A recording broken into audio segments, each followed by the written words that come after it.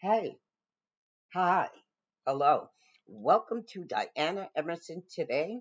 Home from school on Thursday. We had planned she was going to be home at 4:30. Desiree Turner. No reply. I thought maybe she was just being, a teenager, had her phone off, and didn't want to get in trouble. I was getting more and more scared. We began a missing persons case. We don't know where we're going. We don't know what we're going to encounter. Bad things happen everywhere, but they weren't my daughter. The reality is set in. Is he really saying this? We had never thought we were going to encounter what we did.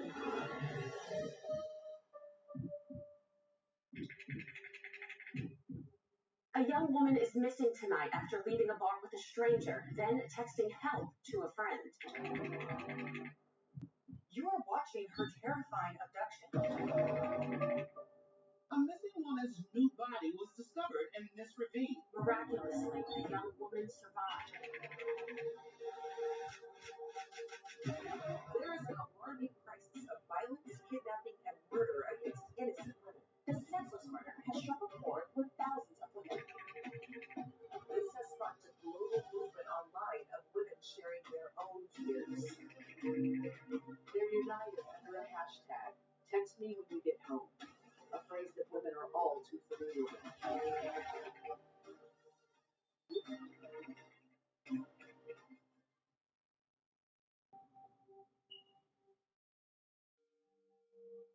We are a family of 7. We have 5 children, 1 boy, 4 girls. Desiree is our middle child. Very friendly girl, made friends everywhere she went. She was used to doing a lot and keeping busy, and she did set goals and she was trying to go after those. She was amazing. She loved to ride horses. She would ride her horses 4, 5, 6 days a week. She was a persistent person as a toddler. She was the most persistent toddler I had ever known. Desiree never gave up on anything that she would do. Even if something was a little bit difficult or she struggled with it, she would push forward and do her very best. Desiree was very independent, strong, wants to do her own thing. I thought that this was a very safe place. This little town is a very close-knit town, and everybody watches out for everybody. Everybody cares for everybody. As a mom, I always wanted my kids to be able to go out and play and not have to worry about somebody hurting them. And here, you didn't have to worry about that.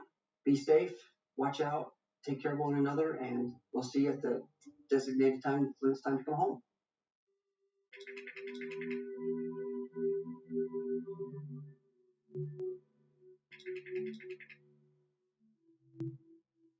She was on her phone, like a lot of teenagers are. I actually do remember the Snapchat one, taking pictures of food, of the horse, of the car. I'm like, why are you taking a picture of that? We had a few rules about phones, like leaving them up at night and they go to bed without them and that kind of thing. They go on the bus out on the highway. And so every morning I would have them text me to make sure that they got on the bus okay. I don't know if I was worried if they would get hit by a car or somebody would try to snag them. I don't know. Yeah, on February 16th, it was cold. I remember a lot of the snow starting to melt by that point. There was a lot of mud and pockets of snow and ice, and it was kind of yuck. That morning, Des missed the bus, and so I took her to school. I had a meeting out of town that night, so I knew it was going to be late. We had a horse that had a hurt foot, and so when I dropped her off, I said, okay, make sure you got to do the normal chores, but you also have these that you have to take care of because this horse is injured. And she's like, yeah, that's how the day started out. We had text off and on during that day a couple times, like, how was your day? And good, how was yours? Good. It was a long weekend, so when she asked, hey, can I hang out with friends after school? So I figured, hour and a half, she can hang out. We had a plan, she was going to be home at 4:30, and I was okay with that.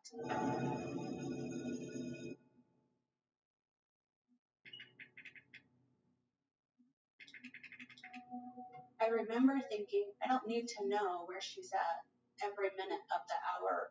And she was a responsible kid. I didn't think anything would happen.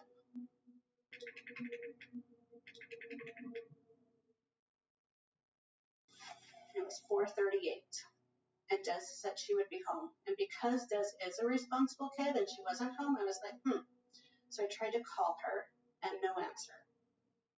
And I tried to text her and no answer. And then also I text her older sister, have you heard from Des? At the beginning, I thought her phone battery probably died or she lost her phone. Our meeting hadn't started yet, so I went out and I started calling. I'd leave a message, Des, just pick up. I just want to talk to you. What's going on? And I started texting. No reply. Nobody had heard from her. So then we started getting worried. My thoughts kind of progressed. Did she get into trouble? Did she do something she's afraid to come home and tell us about? She's always so responsible and everything. That's why I started to get a little bit worried, like what's going on here?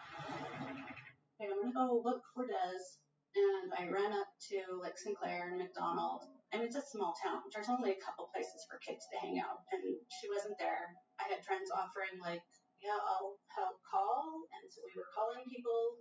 We were calling lots of people.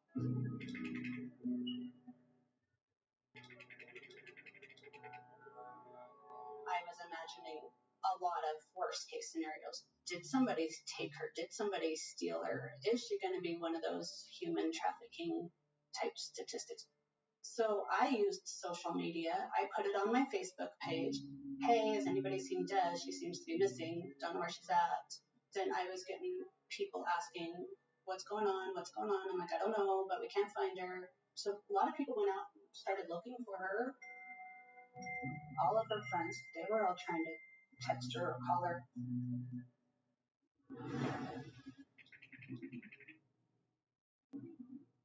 I was scrolling through Facebook and saw that her mom had posted something about her being missing. And so at first I thought, teenager, hopefully she's just having a good time with friends.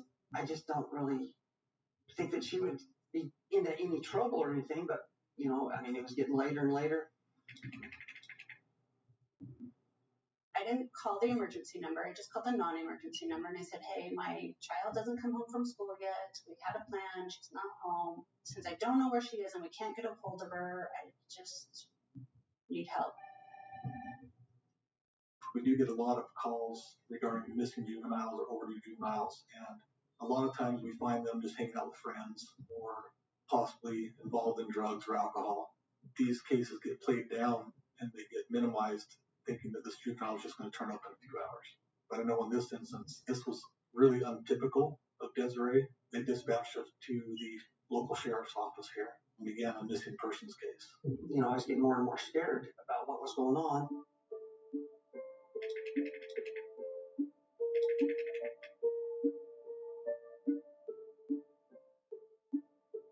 We'd be in and out of service, so every time I had service, I would call April, do you know anything yet?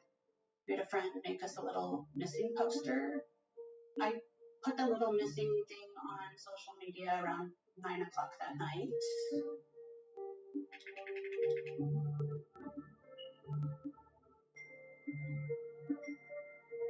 One of her friends had seen her on the ditch road. The ditch road is just right behind the high school.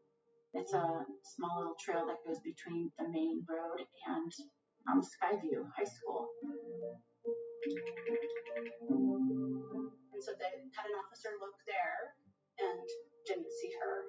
After that, they started contacting known friends and associates that she may be hanging out with. We'd been told that she was hanging out with a boy named Colter Peterson. I learned that Desiree possibly had a crush on Colter at one point.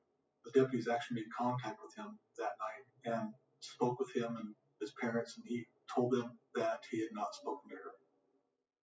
Another name came up, Jason Decker. Jason Decker is a friend of Colter Peterson's. Desiree knew Jason through Colter, and he had said that he hadn't seen her. We really didn't have any viable leads. I pull in the yard. There's several officer vehicles outside. I just come running through the door and beeline right downstairs. The officers are going through her everything.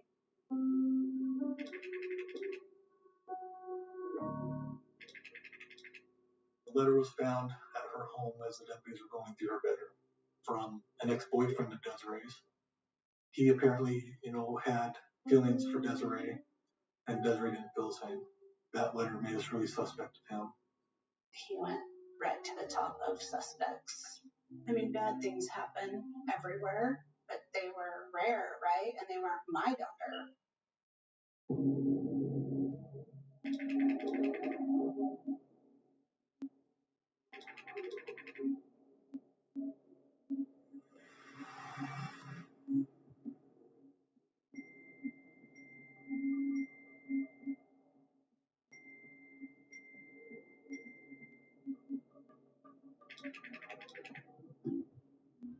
The letter was found at her home as the deputies were going through her bedroom, trying to get clues of where she might be or who she might have been talking to. It appeared that the letter was an apology for something that he had done to her that had hurt her recently.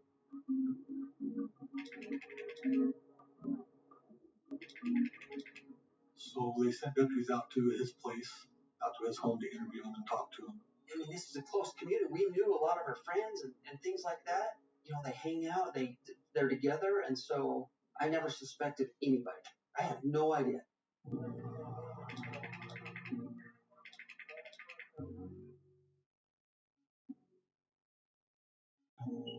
When your loved one is missing, you can't fix it, and we want to fix it, and we want to fix right now. There's nothing you can do but sit here and wait. The sheriff's office told us to stay home, so yeah, I was doing everything from home. Lots of people were calling and texting and seeing what they could do to help. Hundreds of texts, hundreds of people wanting to help, which was amazing. Right before I went to bed, I went onto my phone and just started checking my social media. I see all these posts about how Desiree is missing. So I texted April right away. What can I do? What can I do to help? She didn't know what else, I could do. So it wasn't until I got home that night from work, it was roughly 10:30 at night, that I saw the same Facebook post had now been upgraded to like a missing persons report. I just kept thinking about my own child. She's the same age. Would I be able to sleep right now, even if I thought my daughter was just out being a rebellious teenager? I called Des a couple of times. I thought maybe she was just being, a teenager, had her phone off and didn't want, to get in trouble.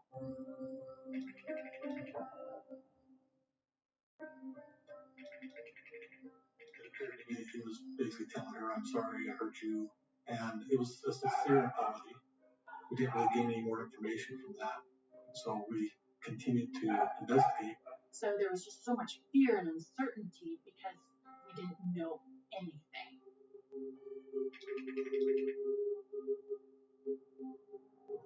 From a law enforcement perspective, they were doing everything they could to get information from her cell phone provider. They were writing search warrants, trying to get permissions to get access to her phone records to see who she'd been communicating with. They even did a GPS trace on her phone. The last known ping was at 4:31 p.m. before the phone was turned off. They looked on a map that showed the ping right on a house. It gave an address. It was in the area of the canal. And they went and they looked at that person's home. The picture that I had in my mind is somebody had taken her and she was in a closet and, held there and she was just crying. That was what I pictured. The deputies at the time contacted the homeowner of that house and the neighbors' homes, walked around the property. The GPS systems, depending on the number of satellites that are syncing at the time, aren't always the most accurate. The ping provided us with information that she was anywhere within 1,000 yards. But again, a dead end because that's not where she was. And those people, they kind of knew of us. In fact, their daughter knew my daughter, that she hadn't been with them. So when a cell phone pings its last location, a lot of times they moved on from that location with their phones off, so we can no longer have a signal. I kept checking on Facebook And at one point, there was a comment that said, her phone was pinged, the cops came to my house, she's not here. And so I texted April, I said, hey, I know who this is that made this comment. They live right here in Smithfield. And she said, yes, her phone was pinged, but she's not there. Well, where was the last place that she was seen? And April said she was last seen walking down the canal road. I told April, I'm going to go walk that canal. Maybe not even 10 minutes later, Christy had called. She's like, what can I do? The reality of what could be happening set in. The first thing I thought of was some sort of violent assault. And that was really the main thing that made me want to get up and go help. And at that point, she texted me back and let me know that Sue was also wanting to help out.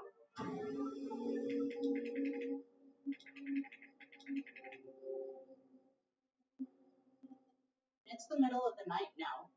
It's dark and it's cold. My thermometer said 28 degrees.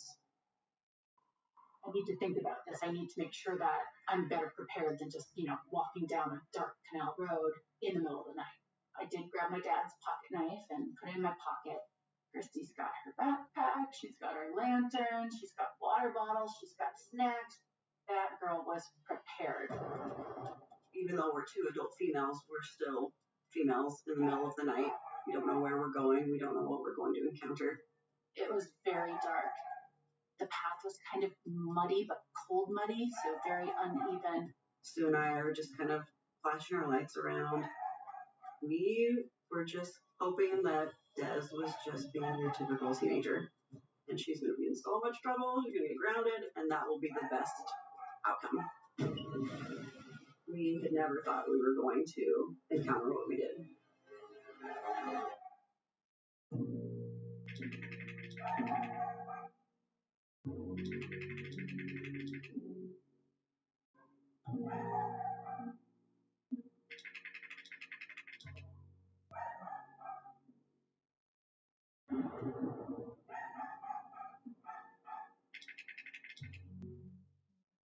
My thermometer said 28 degrees. And it's like midnight and they're out looking for her on a canal road. I was grateful and so glad that people were out looking for her. And, I was trying to keep track of where people had been looking. Social media, Facebook, and all of that. I mean, it was tough. Very tough.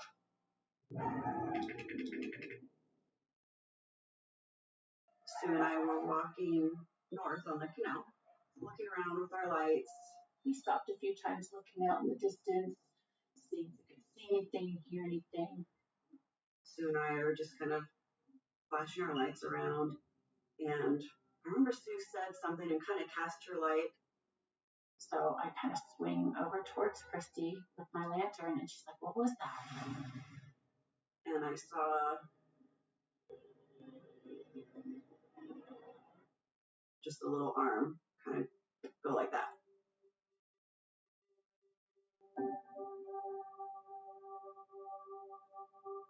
And I remember just kind of like we found her. Like, Sue, she's right there. Holy.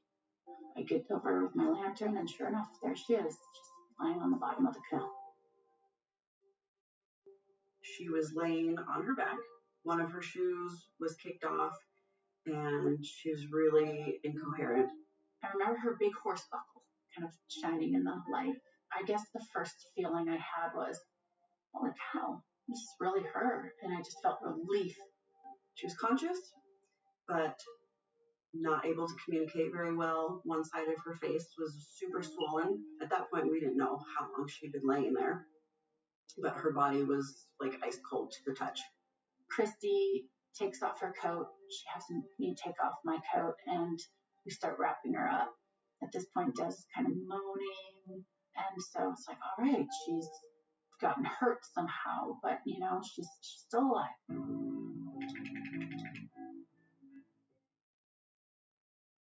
We got a phone call around 12:42, and it was Christy. And she's like, we found her. I'm like, what? Where? And so she was also telling us where she was, and we were talking on the phone, bringing the phone with us, and putting on our shoes and coats and running to the truck.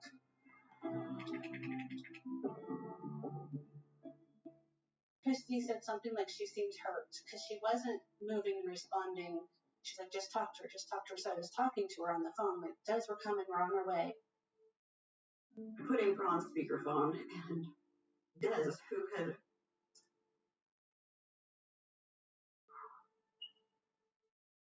when I had been talking to her, she wasn't able to respond much at all. She would say something about her head hurting, but it was very sloppy, very mumbled. When her mom got on the phone, her whole swollen face countenance completely changed. From the second she heard her mom's voice, she was trying to respond and let her mom know that she was okay.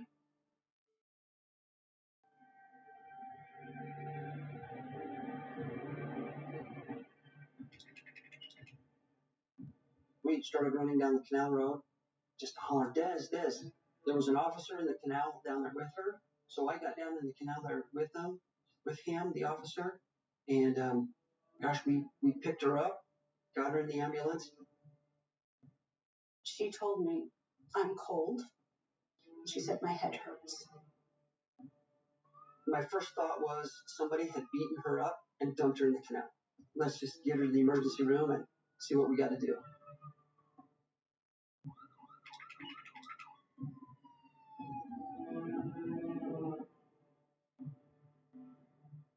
I received a phone call in the middle of the night. From there, everything just began to spiral. But when I got to the canal scene, I started looking around in the dark. With my flashlight, I could see where she had been laying in the canal. And as I looked further, I noticed that I could see her footprints in the mud of the canal, and then I noticed a second set of footprints. My train of thought automatically led to, she didn't bring herself here, somebody else brought her here.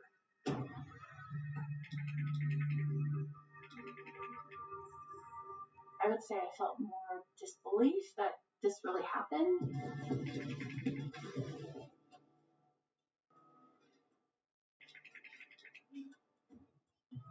One of the nurses was, physically examining her, and she brought her hand up from around her head, and there was blood. And I remember her doing this. And then they're like, CT scan right now. And they're like, come back, we want to talk to you. And they brought us into this little room. That's when the doctor told us that she has been shot in the back of the head.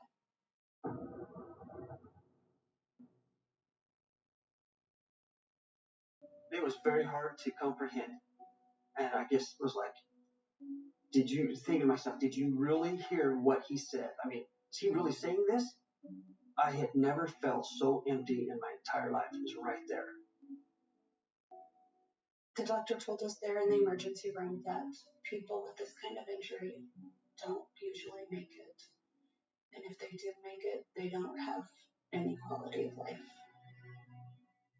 And he was trying to prepare us.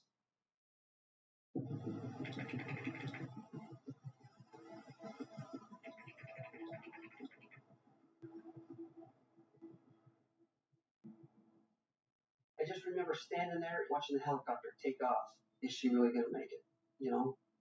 And then a mad dash to Salt Lake. We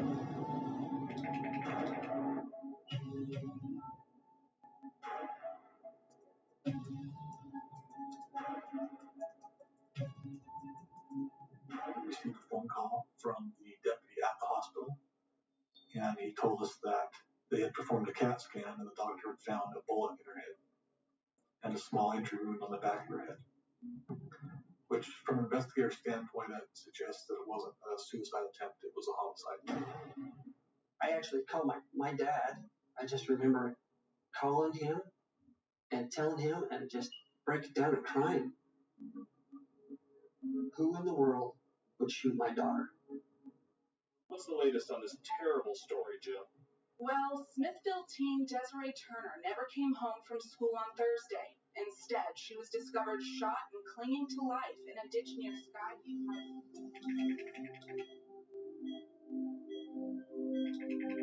It totally sunk in like she was shot. Who does that? So So when we first discovered that Desiree had been shot, we didn't know if she'd been shot at another location and left in the canal to die. We didn't know if she'd been shot in the canal.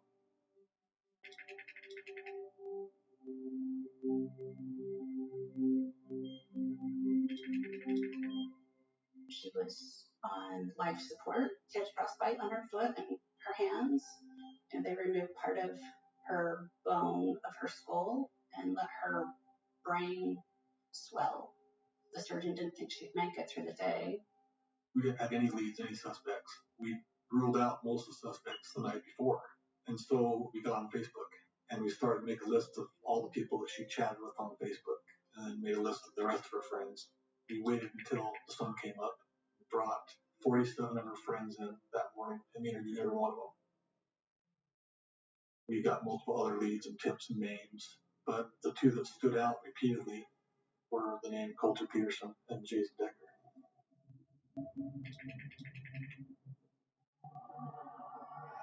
So to my understanding, Desiree was really good friends with Coulter Peterson. I knew the name because Des had talked about of him. So I had heard of this name, and I've heard of the other name, just briefly, but we'd never actually met them. Never met him.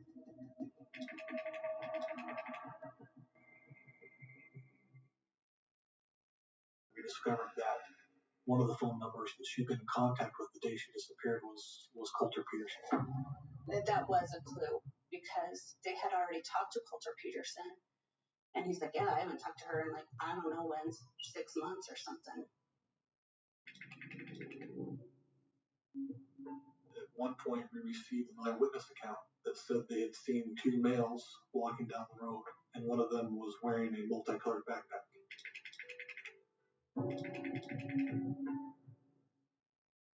We were able to retrieve the doorbell camera that showed the two individuals walking past the home carrying a multicolored backpack just prior to 5 p.m. on that day. We knew that they were taking care of the investigation. We were more concerned about Des and how she was doing. As she's laying there in the hospital, her lung had collapsed. They were afraid they were going to have to do a tracheotomy. She's like, oh, please, let's just hold off just a little bit. See if she'll come around. At this point, we had no confession. We had no solid evidence that it was him. We needed this interview. He said that after school, he had left with Jason, gone to his house, played a couple video games, and then walked to Jason's house, where they played video games for a couple hours. At some point, he said they went to a local convenience store and bought some drinks and snacks, and then returned to Jason's house to play some video games.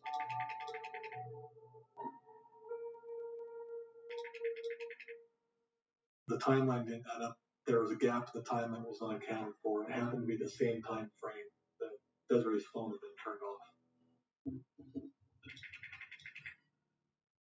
Jason denied any involvement. He was claiming that Coulter had left the house for a brief period of time and come back and didn't know where he'd been. We continued to interview Coulter. We actually told Coulter that Desiree was dead. We saw his body language slump. We saw all the reactions that you see in a typical interview when somebody knows something they're not disclosing.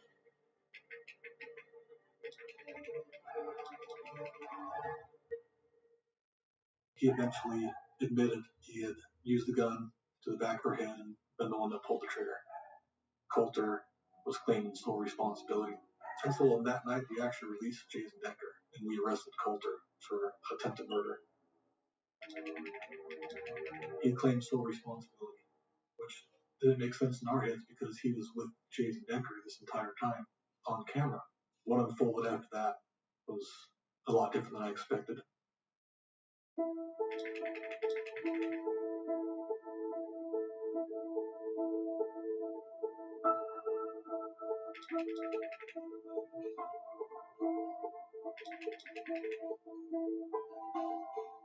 When we found out that it was a boy that she actually really liked and wanted to spend time with, it was so sad and shocking.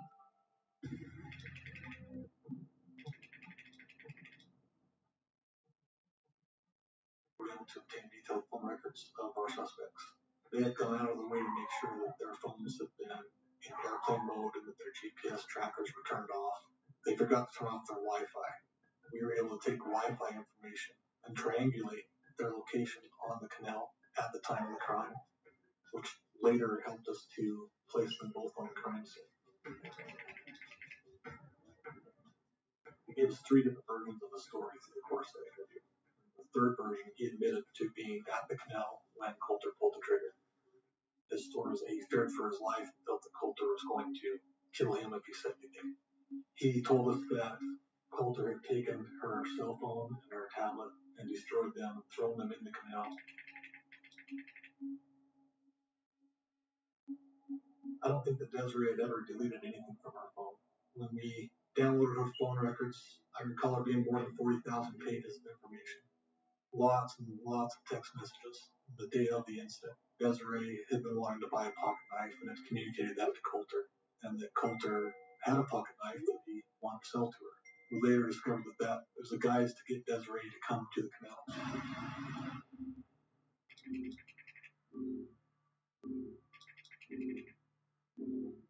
We found a conversation, what seemed to be a plan. Something had been predetermined. They were plotting something. Jason asked him if he would hurry up, and Coulter asked if everything was clear. And Jason responded, yeah, it's clear. I believe it was Jason texted Coulter the signal to shoot her. We started to discover that Coulter was really impressionable, but Jason was also a little bit of a manipulator.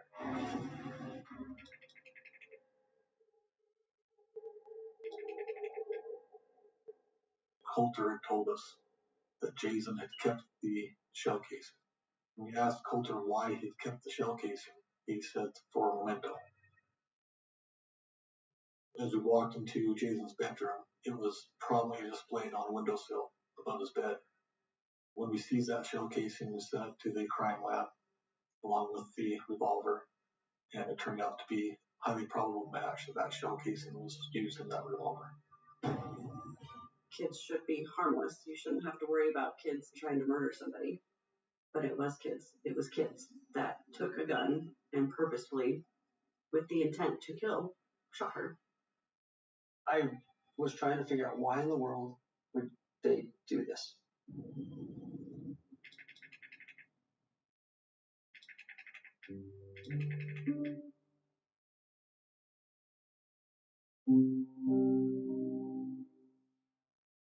I'm Desiree Turner. When I was 14 years old, I was shot in the back of the head. There's no exit wound. It's still in my brain, roughly about here. When I woke up from my coma, I remember my dad being by my side saying, Des, it's alright. You've been shot, but you're alright. You're in the hospital. You're alright. At that moment, I had thought, was there a school shooting? What happened? Coulter, my friend, pulled the trigger. I thought we were really good friends. I had been in the hospital for a month. Well, you're on. Go, honey. Pull, honey. Yep. Pull. Good job. Perfect. And when I found out it was them, I cried. I really thought that they were my friends. I couldn't believe that they would shoot me, try to kill me. How about a kiss? Wink. Smile. I should be brain dead. People that are shot in the head, there's a 5% chance that they will live.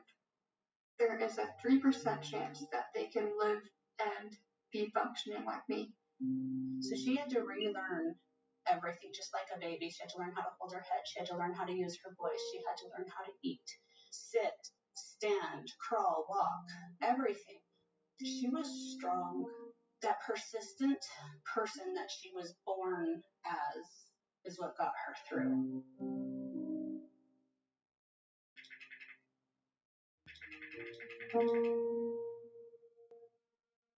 I have some cognitive struggles.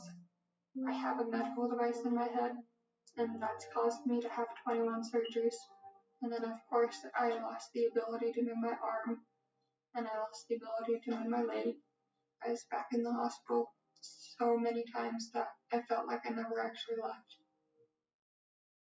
The recovery is still going on. It's still very hard. It's still very painful. The one answer I could never make sense of was why. It didn't make sense to me. It still doesn't to this day.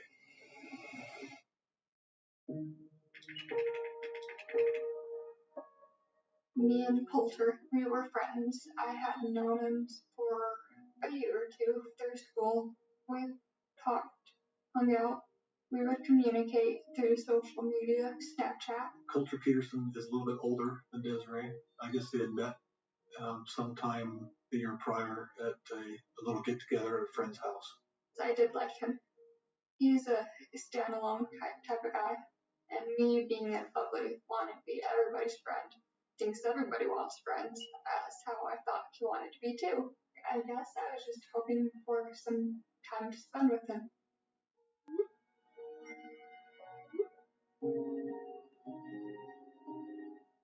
It was like an hour or two after school. We went to the ditch, which is a normal hangout spot for teens, so I didn't think much of it. We were just hanging out, the two of us. And then Jason showed up, and that's when I started to be like, okay, why is he here? I did think that, like, okay, he doesn't want to be alone with me. They were showing me a knife. I'm a farm girl, I had my own knife, so it was like, okay, look at your knife. I did look at my phone to see that it was getting close to time I need to be home, so I did turn to walk away. They tricked me by saying they had lost a ring, and I was like, okay, I've got a few minutes, I can help them look for a ring, and that's when they shot me. I do remember feeling like I shoved to the ground and bad pain in my head. They stole her backpack. They took her money. They went to the convenience store and bought pop and treats or whatever with her money. Those 8 hours that I was laying in the ditch, I don't remember a thing. But since then, I've had nightmares and flashbacks, and I remember crawling and fighting for trying to get help from whatever I can get help from. And I remember feeling so alone. She, just like many teenage girls, was using Snapchat and texting as a form of communication to talk to the boy. Apparently, Coulter had gotten irritated with the text messages that he'd been receiving and mentioned that while playing a video game with Jason. He was annoyed that she was Snapchatting him and didn't know what to do about it. She was annoying. She was too intense. She really liked him. He just didn't want to like her back. My understanding is Jason said something along the lines of, well, let's get rid of her. What hurt me deeply, hurts me the most even still, is that they gave that the reason that I was annoying. I was 14 at the time, and being headline news that annoying girl was shot in the head, I took that to heart. I really thought, I'm annoying, I shouldn't, why would anybody want to be friends with me? It really hurt. It still hurts.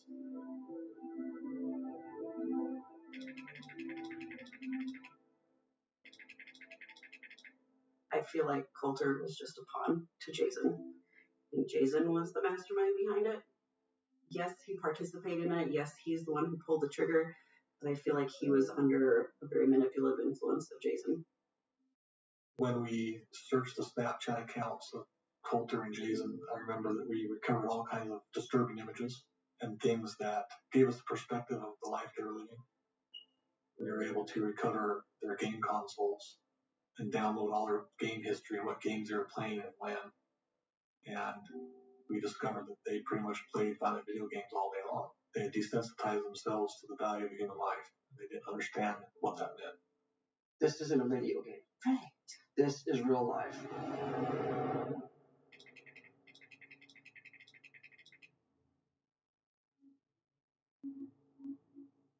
It was very, very hard to face my perpetrators and see that they didn't have remorse. They of course cried because they were sorry for their consequence. They weren't sorry for what they did to me. I could especially see in Jason that I looked him dead in the eyes, and he looked me straight in the eyes, and you just didn't see a sorrow in him. I felt sorry for their family as well because I knew that they were hurting inside just as bad as I was hurting inside. When it was all said and done with, in the long run, nobody's a winner. I think the lessons to be learned in this situation are, I guess, let people know where you're going to be, especially as a woman. You never know what's going to happen. So safety is probably the biggest thing. Safety and communication.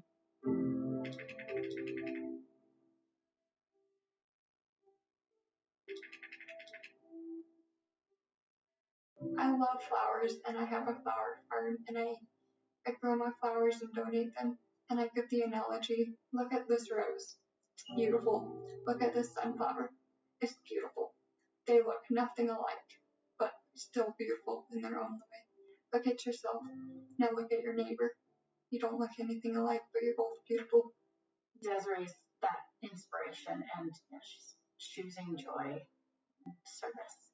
Just amazing. I have learned that there's so much good in the world. There is bad, but there is a lot more good.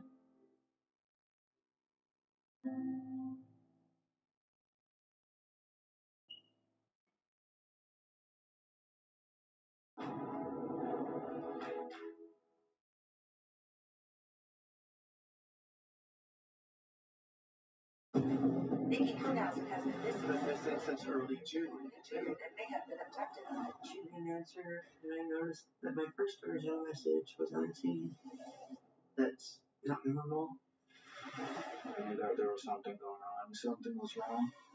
No one ever wants to think like the worst. I thought she was being held against her will, or worse. If a young girl is known as a trans girl, there could be more risk for violence. And then she told me that she's not she. Maybe he tried to finish what he started. There were secrets being kept. Detectives have a very crucial piece of information they've held in their pocket. The world is scary and people are mean. You can't really prepare yourself for something like that.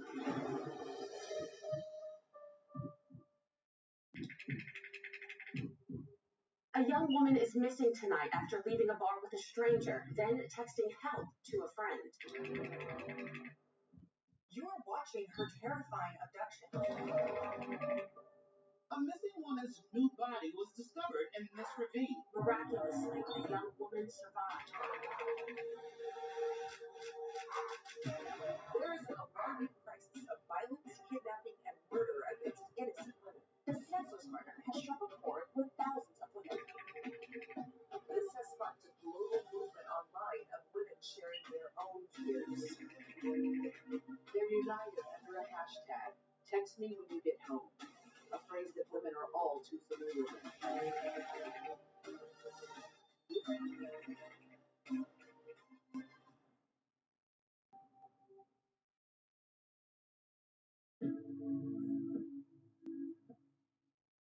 There wasn't really anybody that didn't like Nikki.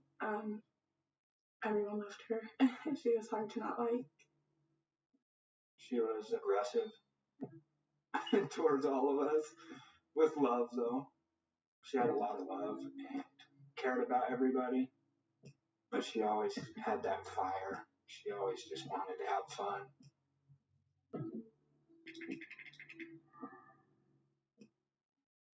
She spent a lot of time on social media. She really liked to make dances and just kind of, your average 17-year-old.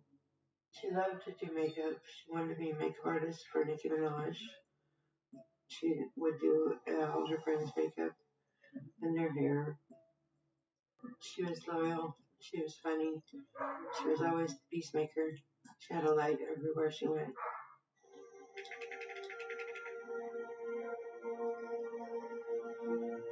Nikki and I met each other, it was like 4th grade. She was my neighbor. She was my first boyfriend. my first kiss. So after that, we were just besties, I guess. I knew Nikki was different, so I nurtured that, and she just grew into Nikki from a small child. She was Nikki, N-I-C-K-Y, and then in middle school I went to N-I-K-K-I, and she became Nikki completely. It all really started when Nicki Minaj first became famous. That's when she fully came out and was like, I want to be a girl. We all knew it from a young age. She was wearing 8-inch high heels, standing on basketballs, had no fear, always wearing dresses and stuff, had long hair, always did her makeup, but she never was fully committed to it. And once Nicki Minaj became famous, she's like, I'm going to go by Nicki.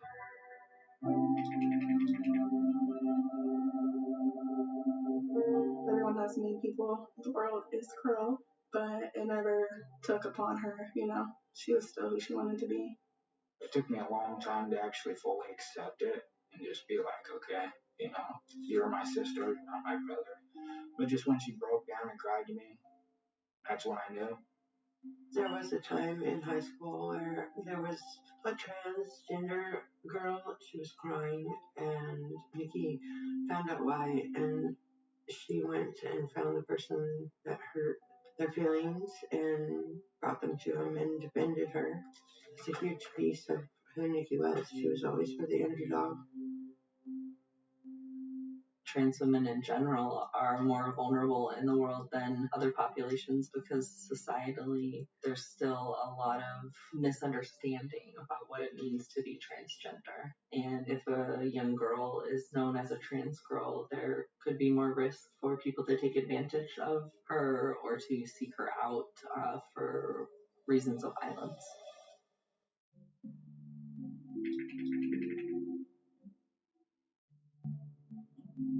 She really just enjoyed making content that encouraged other girls. I thought it was a wonderful thing. She wanted to be famous and she wanted people to recognize her.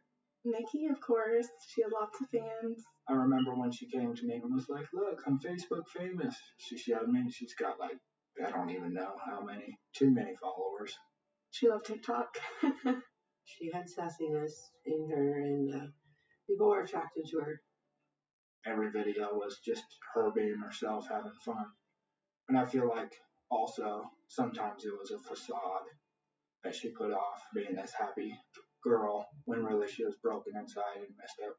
I know that sometimes it just was her way of blocking things out.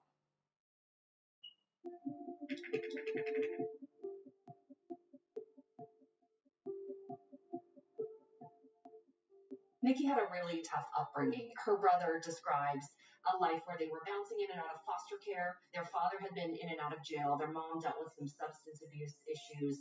And the kids grew up pretty fast.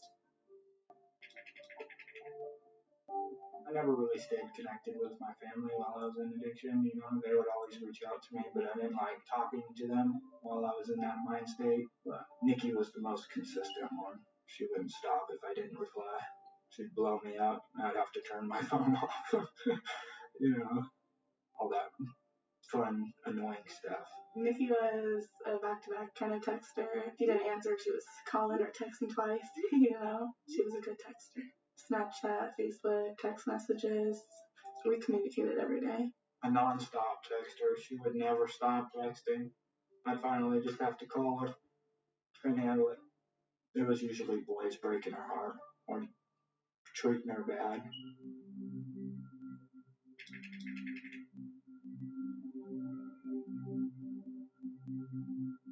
We had a special bond. It was different.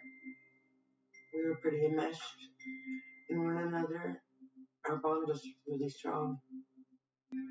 I went to prison, so she's like, I'll be here for you when you get out, and I love you, and just know that I'll be okay.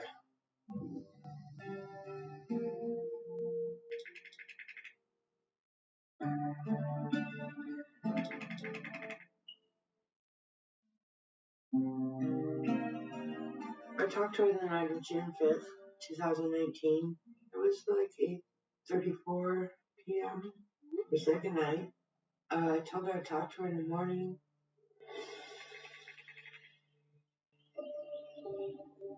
on the 6th.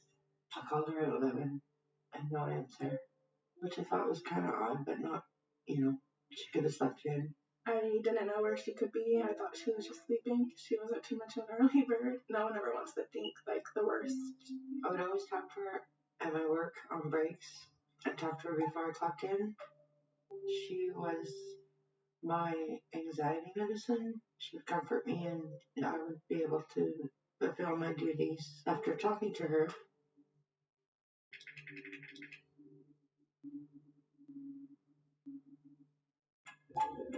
so 2 o'clock came around and she didn't answer again, and I noticed that my first original message was unseen.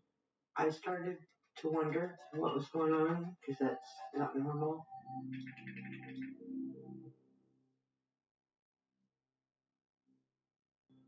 Nikki was a free spirit, but she had boundaries, and those boundaries and loyalty were to me. Unfortunately, in our relationship, she took care of me instead of me taking care of her. That's just how it worked for us.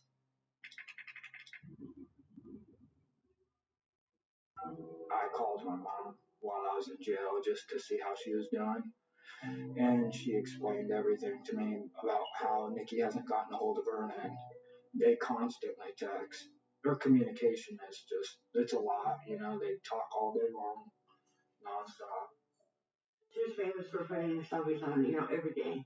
Every day there was a new selfie, and there had been no activity. None. I tried to tell my mom not to worry about it, and she's probably just taking time to herself. Something probably happened to her and she doesn't want to see anybody. But really deep down inside I knew that there was something going on. Something was wrong.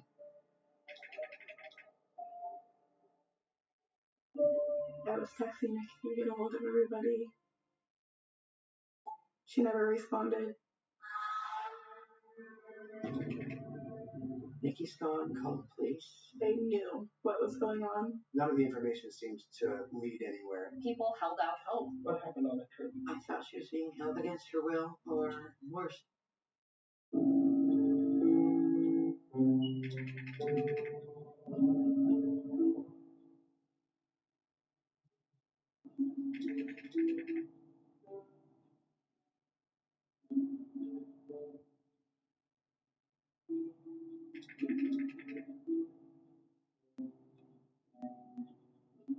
I received a message from Jessie Lynn, who hung out with Nikki, and she said to me, Nikki's gone, call the police.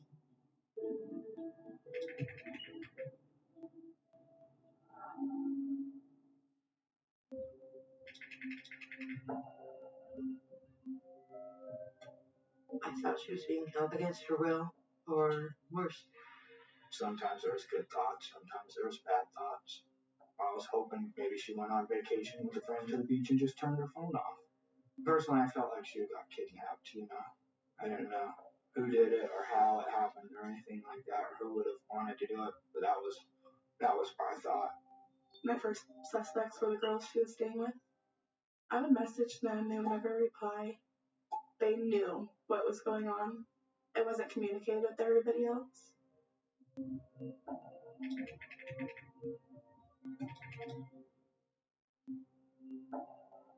Suspicion went towards them because they weren't talking, they weren't helping. I knew that there were secrets being kept.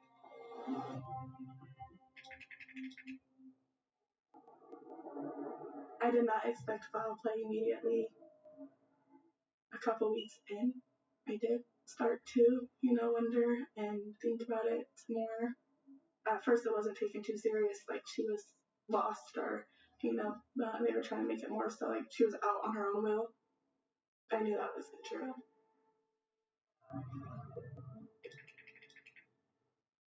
Vancouver, Washington's a small-ish town. We're minutes from Portland, so we're definitely not a big city like Portland, but it's probably medium-sized.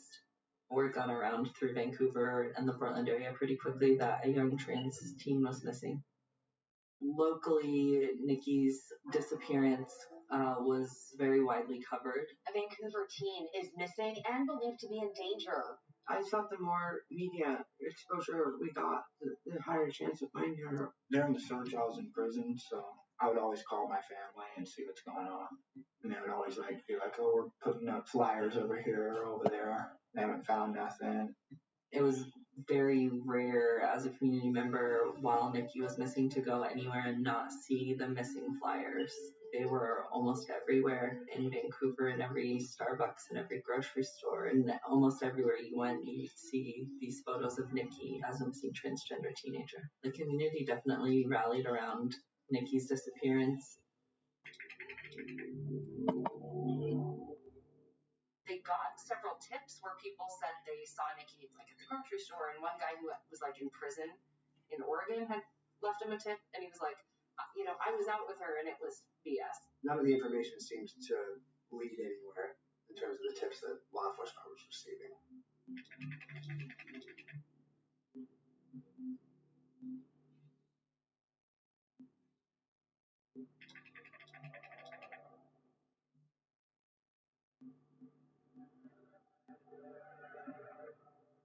I knew something was terribly wrong, because she would never do that to me. If she had a way to talk to me, she would have.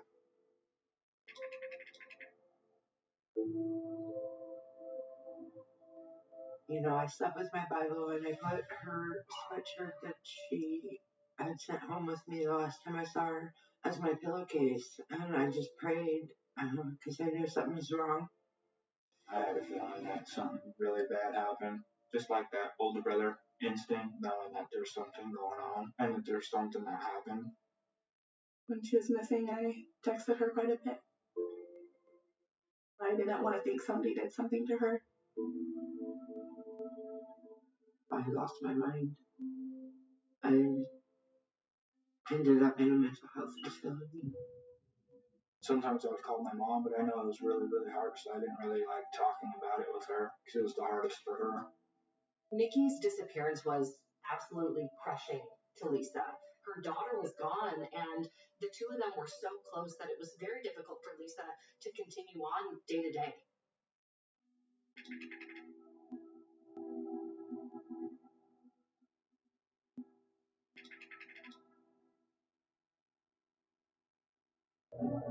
Police had discovered that Nikki was using her roommate's phone. She had logged into Snapchat on her own account, and she had exchanged messages with a man named David Bogdanov. He was 25 years old. As the last known person to interact with Nikki, law enforcement wanted to speak with David Bogdanov. The detectives sent messages to him. They weren't able to really have any other way of getting in touch with him other than through Snapchat.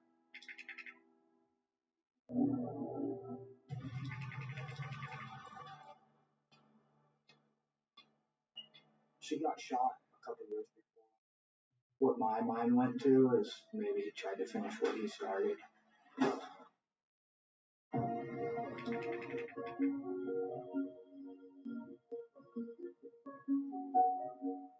There was a level of people in the community thinking something terrible had happened to Nikki. At the same time, a lot of people held out hope. Maybe she would come back from wherever she was, if she was being held against her will, that she would return to her mother and to her loved ones. I had hope.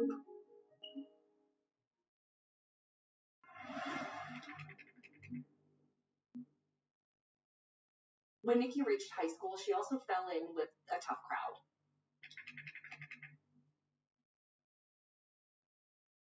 The detective got a hold of me through work. He said, your daughter's been shot 6 times. You need to get to the hospital, so that was a very long drive.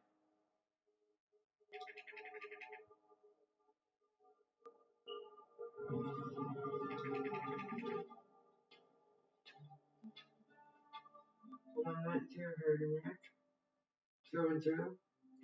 One went through her thumb, through and through. 2 in her leg, 1 in her calf, and 1 in her stomach. It was a miracle. I walked in the room expecting, I don't know what I was expecting, but She was perky and her makeup was done and she had her friends there. Yeah, flowers, and they were doing selfies with little flower halos. She survived that shooting, but that really opened Nikki's eyes to the group of people she had been hanging out with.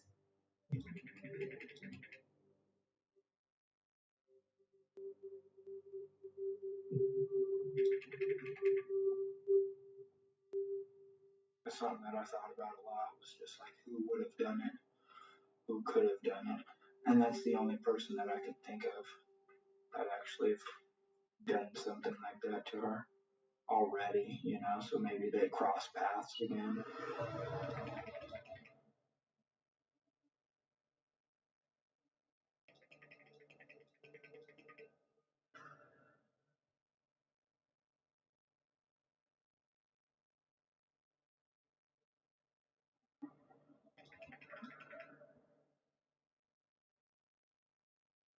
David tells investigators that he had seen Nikki out walking maybe 2 or 3 a.m. and he stopped because he wanted to be a good guy in the middle of the night.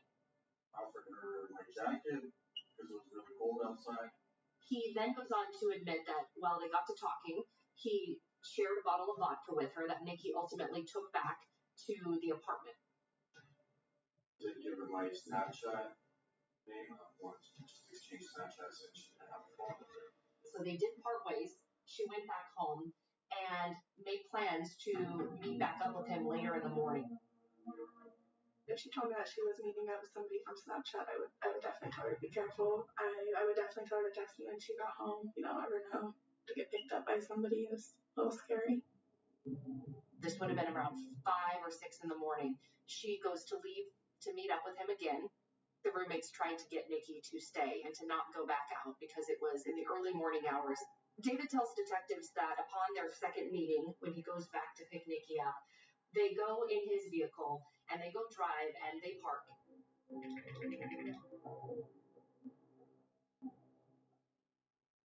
just parked in the driveway, chit-chatting a little bit, and then she told me that she's not she. David says at that point, he asked Nikki to get out of his van, and she got out, she walked away, and that was the last time he had ever seen her.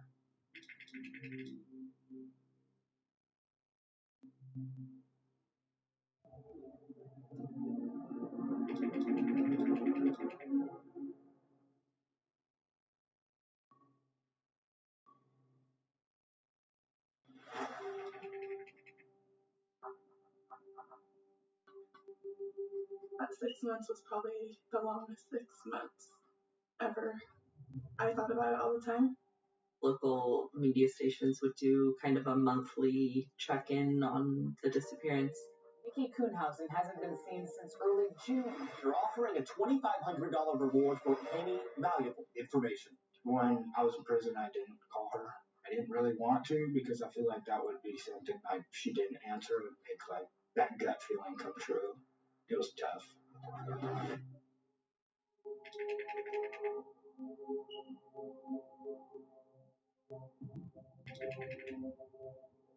On December 7th, it was that classic Pacific Northwest dreary day. It was raining and a bear grass picker was out on Larch Mountain walking around down a pretty steep embankment. It's about 30 feet down. It was muddy and he was walking down to pick bear grass and he noticed something odd out of the corner of his eye. He went over to it and determines it's a skull. It's a human skull.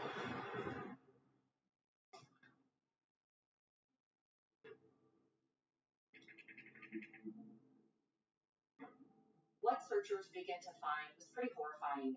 A femur, a hip bone, different human bones that are likely moved around by animals down the hillside. Down the embankment, searchers found a lime green jacket, like a windbreaker, several rings. They found a bandana and also a watch. Perhaps the most gruesome discovery, though, is when searchers found a black cell phone charging cord, and it was tied in a ligature in the diameter of about 4 inches, so it resembled the diameter of a neck. And there was a very tightly made knot in that phone charging cord, and in the knot was entangled with pieces of multicolored hair extensions. Law enforcement found the remains. They consider all the open missing persons cases that might fit what they're finding.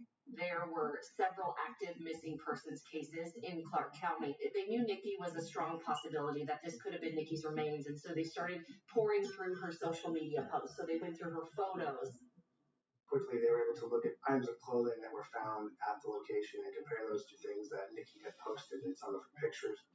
Like the rings, for example, and jewelry pieces. They matched those to jewelry that Nikki had worn in some of her social media posts. And so that really provides a lot of clarity to investigators that these remains were very strongly Nikki Kuhnhausen's. I got very upset, very angry. Was this a one-time only, or was this the beginning of something big?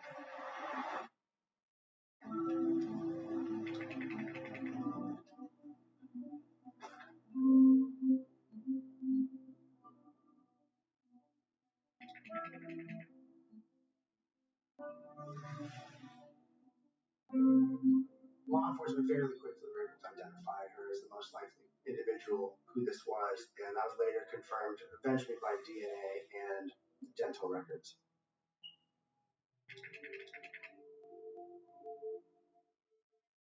The medical examiner determined Nikki died of strangulation. She was strangled by that black phone charging cord, and that is ultimately what she died from. Investigators at that point knew she had been murdered. Just an awful way to die.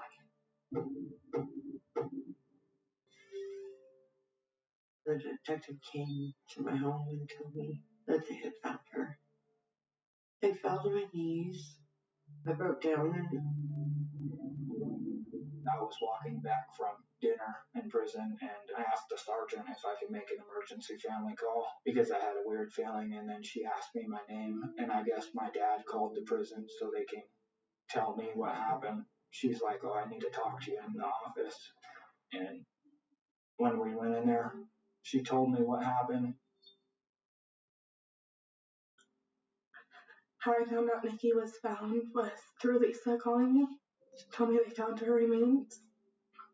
She was sad. She could barely tell me.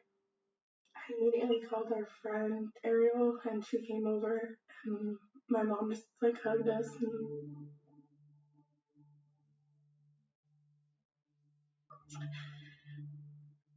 you know, there's not much you can do.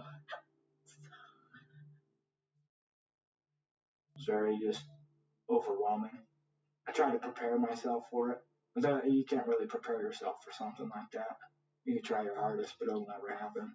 I got very upset, very angry.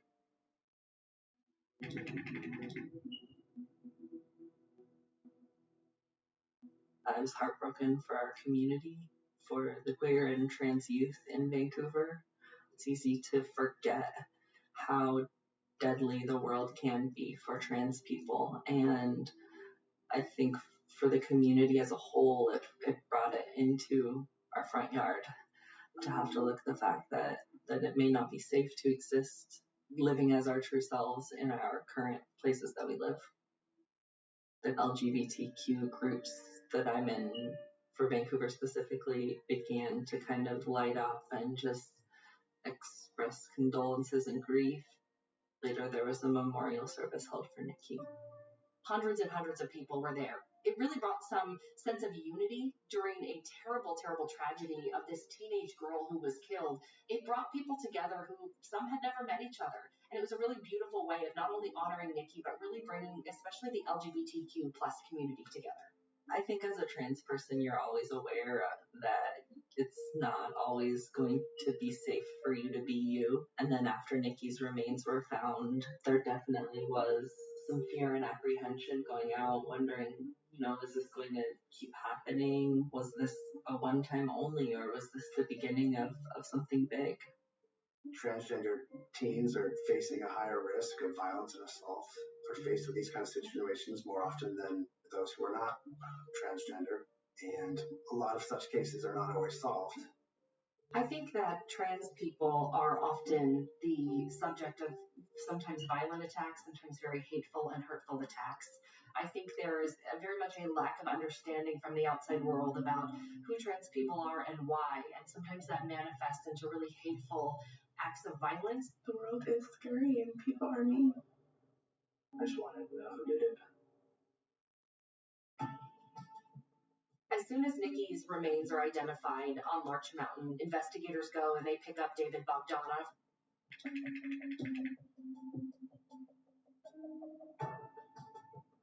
They bring him in for questioning. David says the same thing he told them in his October interview, which is he picked Nikki up, Nikki was in his car, revealed that she was transgender, he asked her to leave, and she walks off. At this point, detectives have a very crucial piece of information they've held in their pocket. He has a lot of secrets himself. I knew he was lying. It was the hardest thing I've ever had to do in my life.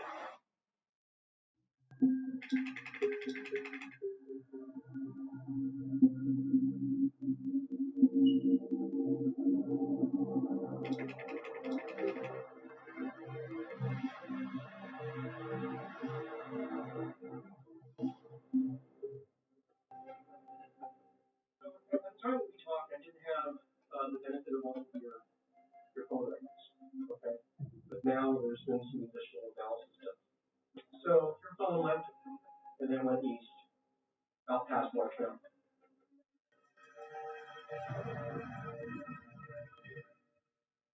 They reveal to David that they have cell tower records proving that David's phone had traveled out to the very area where Nikki's remains were found. What happened on the trip? You go on to okay. All right. So you're being arrested today for the murder of Nikki Jackson. Whose remains have been discovered. Who was strangled to death. I heard about the man that Nikki met up with about 2 weeks after they found her body. It was the first time I ever heard about him. I never knew who he was, never even heard his name.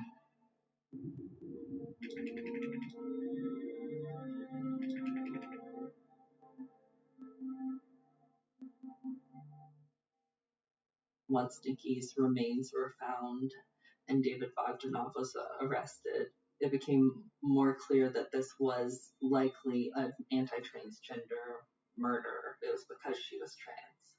I personally think he has a lot of secrets himself. I knew he was lying because if he truly did just let her get out of his van, she would have called my mom.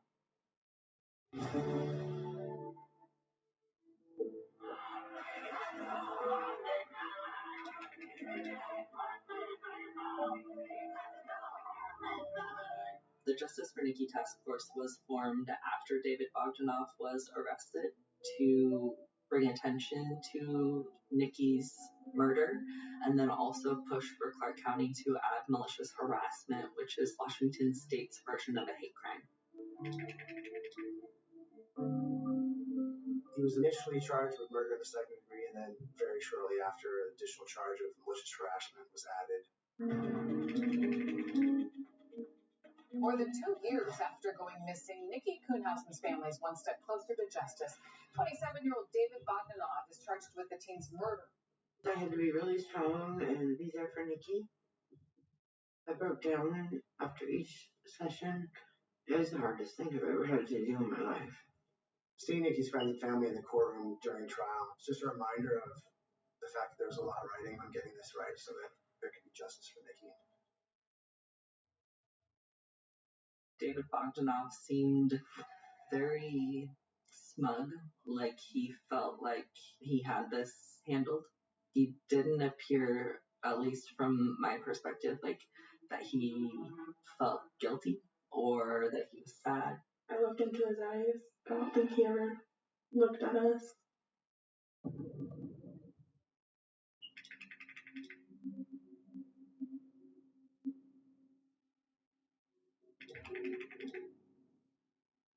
He admitted that he didn't tell Nikki to get out of the vehicle and she walked away unharmed. He claimed that they became sexual and during the sexual encounter, he learned that Nikki had male genitalia, and he then stopped the encounter. Push her back, and he started freaking out and saying, "You need to tell me you're a dude." And that she and he then began a struggle.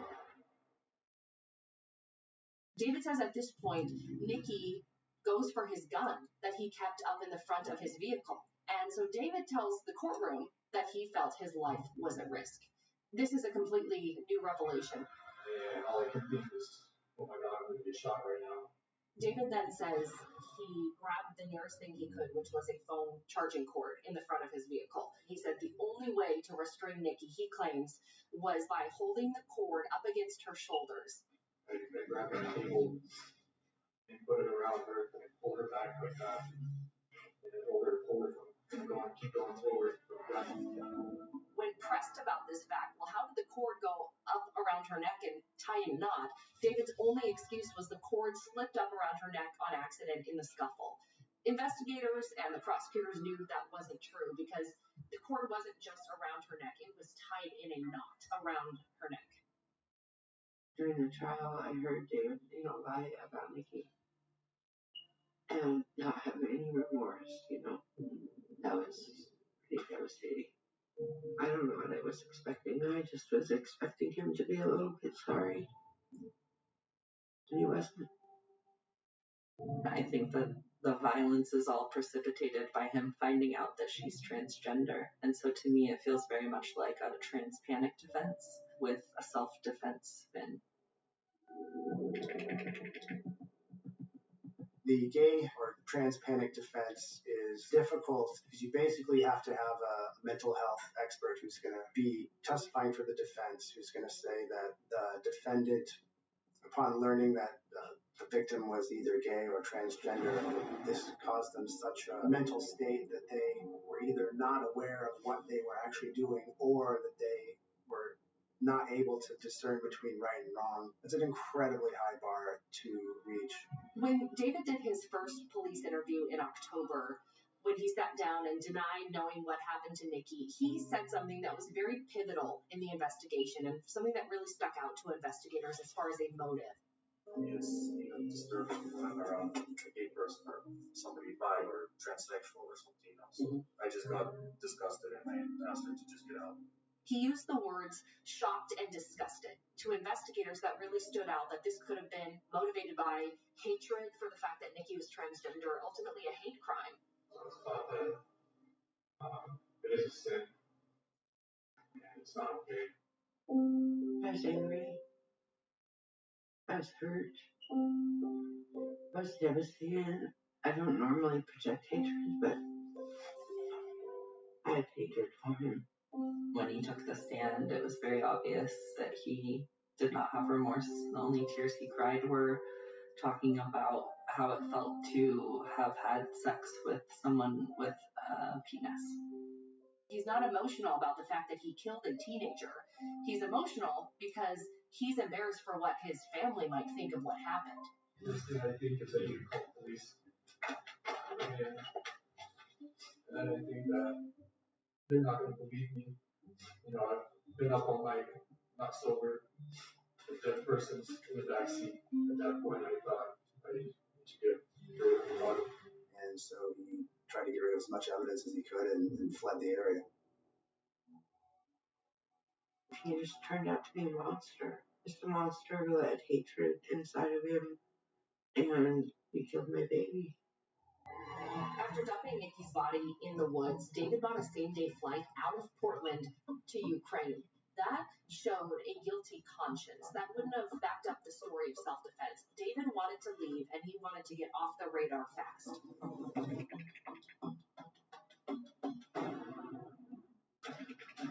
The judge broke down. He got emotional. I'm an eye for an eye kind of guy.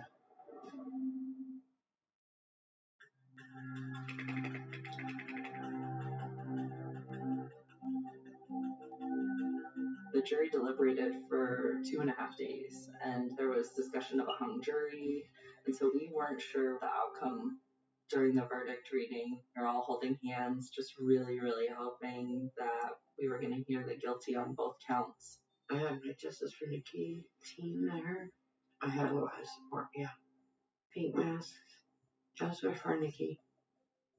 Once the jury reached a verdict, we came in the room, and within probably a minute and a half, the judge said, "We, the jury, find the above named defendant guilty of the crime of murder in the second degree as charged in count 1. Verdict form count 2. We, the jury, find the above named defendant guilty of the crime of malicious harassment."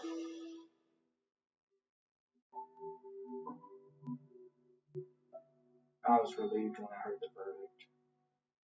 David Bogdanov was sentenced to 19 and a half years in prison for the 2 charges. What was really heartfelt was listening to the judge delivering the sentencing. Strangulation. It's hard for this court to imagine a more gruesome and cruel way of killing another human being.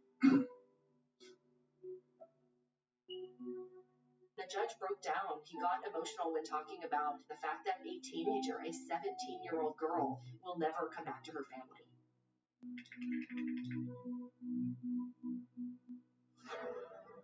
Me personally, I'm an eye for an eye kind of guy. I feel like if I went out and killed somebody, I would get life without parole. So I don't feel like it was fair to me or my family. I personally don't think it was very fair for him to only get 20 years or something like that. It made me feel angry. Washington State based their sentencing on how many points you have. He didn't have any points prior to this.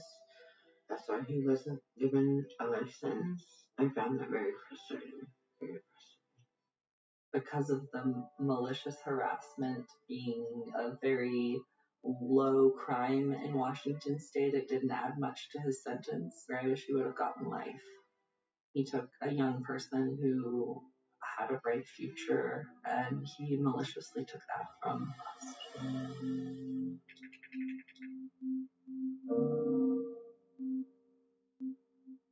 At least part of Nikki's legacy will be that out of these tragic events, beneficial and good law was passed.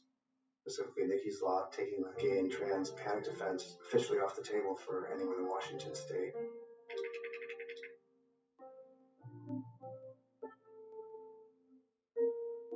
Passage of the Nikki Kuhnhausen Act was not able to have any effect on our case, as we're only able to proceed and go forward at the laws that were in place at the time the crime was committed. In a lot of cases where trans women are murdered, very rarely is someone found even to press charges against. If there are charges, oftentimes it doesn't go to court and it doesn't go to jury. And so for Nikki to get justice, I think gave hope to the trans community that maybe times are changing and we are seen as valid humans worth defending. Text me when you get home. I think that that is something that is vitally important to making sure that women are kept safe. I don't know a woman that goes out on a date that doesn't make sure that someone knows where she is or who she's with, or dropping a pin to the restaurant you're going to. It's really important to keep in contact with the ones you love and just be very careful on the internet. If I could text Nikki right now, tell her I love her. I feel like my sister would want to be remembered as a person with a strong personality that truly did care about everybody. It didn't matter who it was. She would want to be remembered as this bright, shining sunlight. She was a real blessing to everyone that came into contact with her. Just be yourself. It's okay to be different.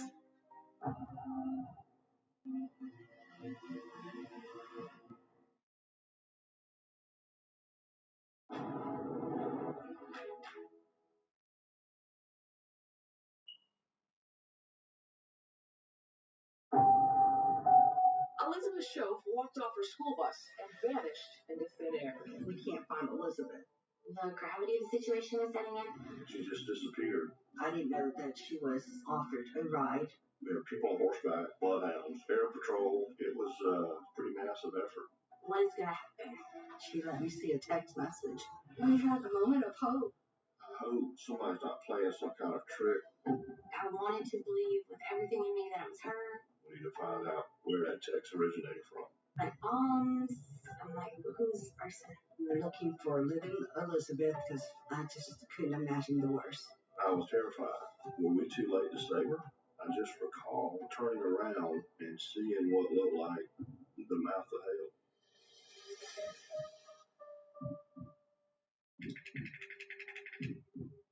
A young woman is missing tonight after leaving a bar with a stranger, then texting help to a friend. You are watching her terrifying abduction. A missing woman's new body was discovered in this ravine. Miraculously, the young woman survived. There is an alarming crisis of violence, kidnapping, and murder against innocent women. The senseless murder has struck a chord with thousands of women. This has sparked a global movement online of women sharing their own fears. They're united under a hashtag, text me when you get home, a phrase that women are all too familiar with.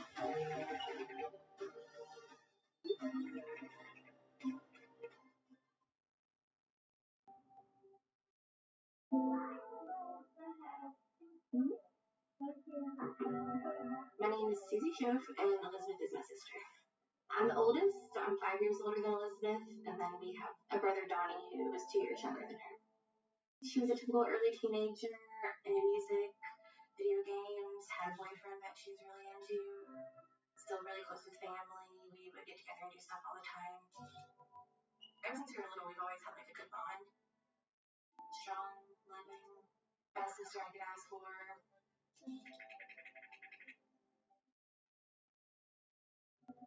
We were definitely close. At that time, I was not living at home. I was in college, just kind of doing my own thing, but I would still come over probably every weekend. We'd hang out, watch MTV. It was a playful, loving type of sister relationship. Always there for each other. We've always been able to talk to each other about anything.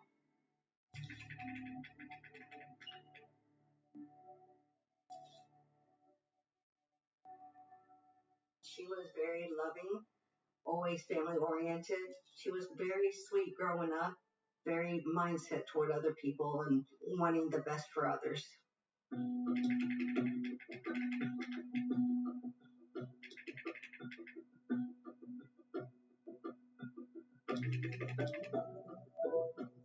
Growing up in Lubbock, knew our neighbors. We walked home from the bus stop every day, chatted with friends and stuff. It felt safe. It felt like a normal place to grow up. You have to drive a long ways just to get there. It was back roads, basically. I didn't get the sense of being scared because what could happen in the country. In 2006, for the most part, I think residents felt safe. And as a result of what happened to Elizabeth, that all changed.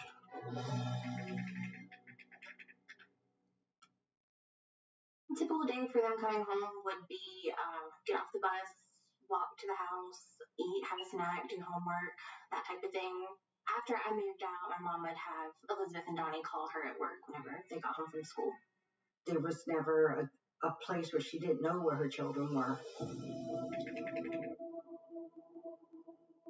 It was kind of like a spring day in the fall, but it was really beautiful. Hot, humid, that typical type of weather, totally normal day.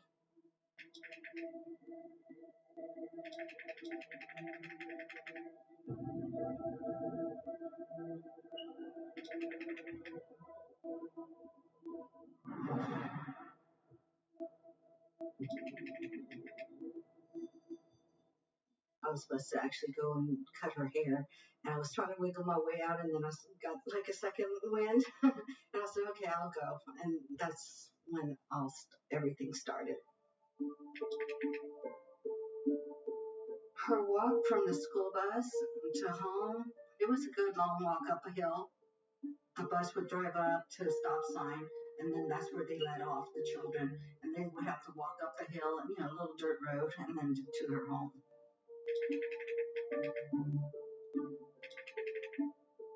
I didn't know about this until later, that she was offered a ride.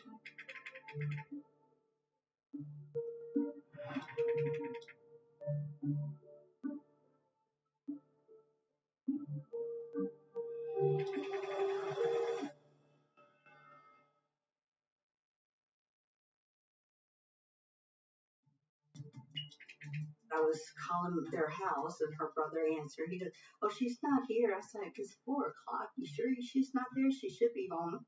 And 4:30 came, and then I called my sister up and said, "Don't you think it's strange that Elizabeth's not home?"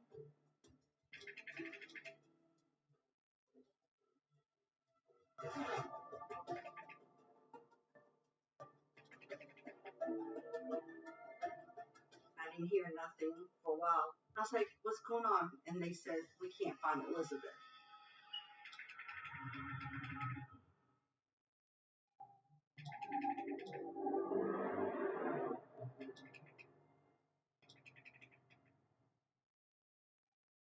It took me maybe 20, 30 minutes to get there, and the police were there already. When I got to my parents' house, the gravity of the situation was setting in because there was a lot of people there. Everybody was just like frantic, confused, not knowing what was going on. They were basically putting her off as a runaway. That's all they could see. You know, she's a teenager. It angered the family because we know her. She wouldn't do that to her parents. I feel like if there was something going on in her life to where she would feel like she would need to run away, I would know about it. She had plans made for things, you know, getting her hair cut, all these things. Like, I just never would have thought she would have done that. The first night, there was people at the house looking around the property. They were searching the vicinity. They were doing the phone calls with her friends. I said she was taken because there's nothing Elizabeth would have done to hurt her mom like that. That night, it was just a lot because we were just hanging out there hoping to hear something, you know.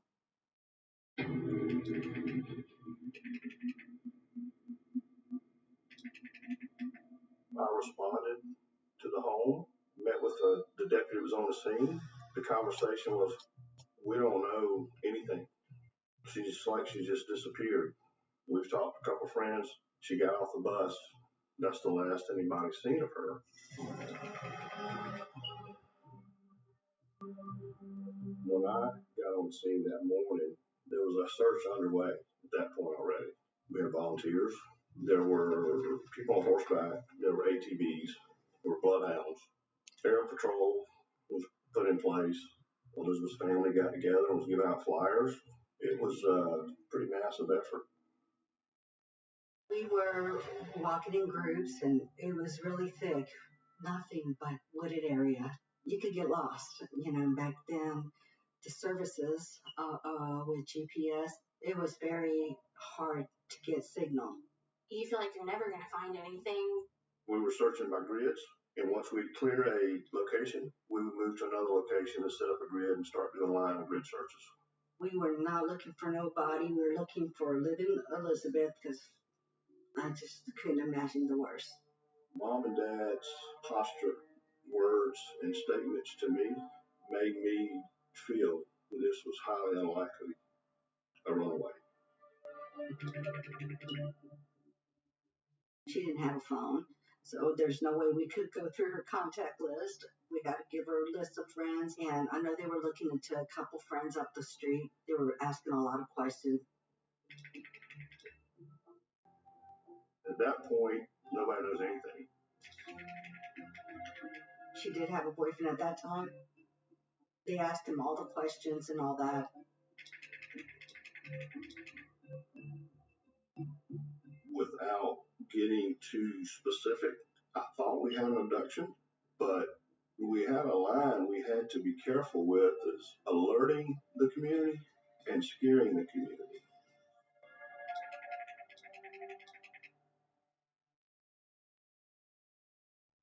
Coming back home, nobody finding anything was very disheartening, I guess. You know, just we were all sad and upset.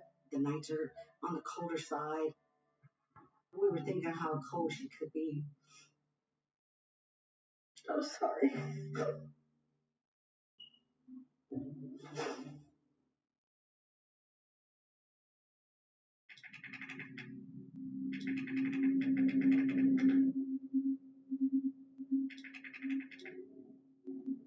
The first 24, 48 hours are crucial. The likelihood of getting that child back from a known abduction after that much time diminishes every hour. We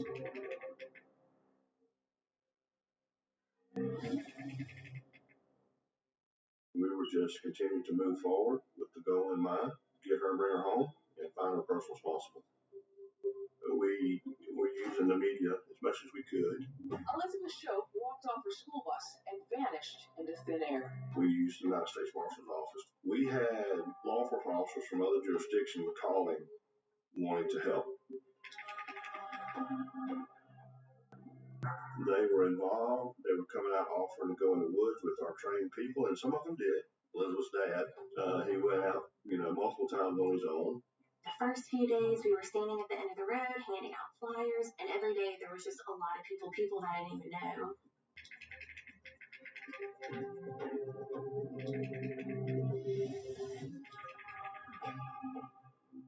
I don't think any of us had the person that we thought might have done it.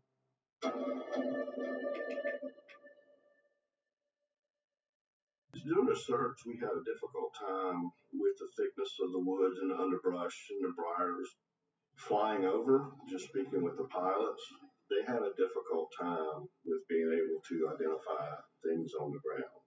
It's just not one day that we went without searching. When we weren't searching, we were sitting around as a group trying to figure out where we did not go and, okay, well, tomorrow we're going to do this. I had never seen my dad cry until this had happened. My dad was a wreck. My brother was really upset about it. My mom obviously was a wreck, crying all the time. My mom and sister had that little argument in the morning. That was something that was on my mom's mind the whole time. A little tiny thing like that. If something bad happens, you're going to think about that. She was just devastated while the whole thing was happening. I can remember her just walking up to the top of the hill, crying at the end of the night, just staring off into the woods. It was hard to eat. It was hard to sleep, drink, just doing whatever we could to try to hold it together at that time.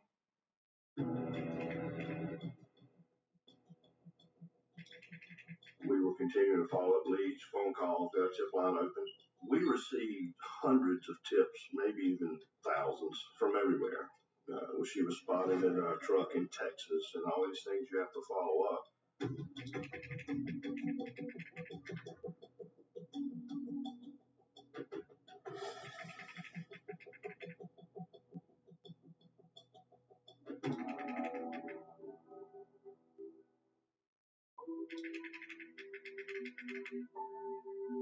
In our hearts, we had a lot of hope. We would sit and talk, and we did not feel that she was gone. After a few days, I did start to feel like, well, if we haven't heard anything from her at this point, it's probably not a good sign. I was discouraged. I was angry, but I guess just something inside of me said, we're going to find her.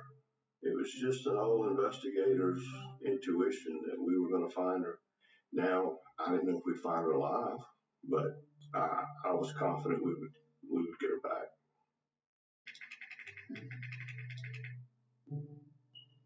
There were a few nights when I thought I'd go search by myself just to see if I could see something or hear something. I remember going home 3 or 4 o'clock in the morning and stopping by my church just to pray. God, lead me to this girl. Dead or alive, I want to find her.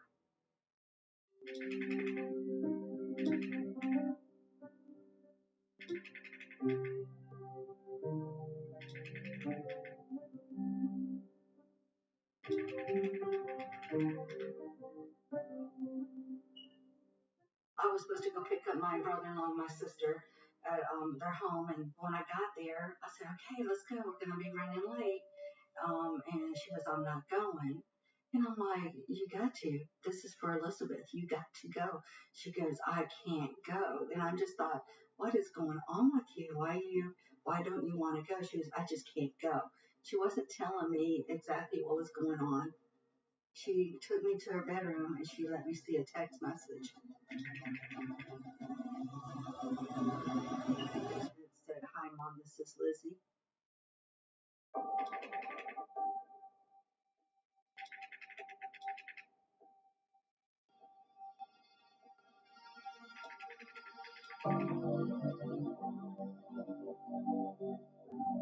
It said, "Hi, Mom, this is Lizzie." It said that she was in a hole around like the Charm Hill area, And where the trucks came in and out, call the cops. and that there was bombs involved. We're like, "Oh my God, we knew it. We knew that she was still alive. It has to be Elizabeth because no one knows her by Lizzie." I was excited. We were both started crying and giving each other a hug. We had a moment of hope.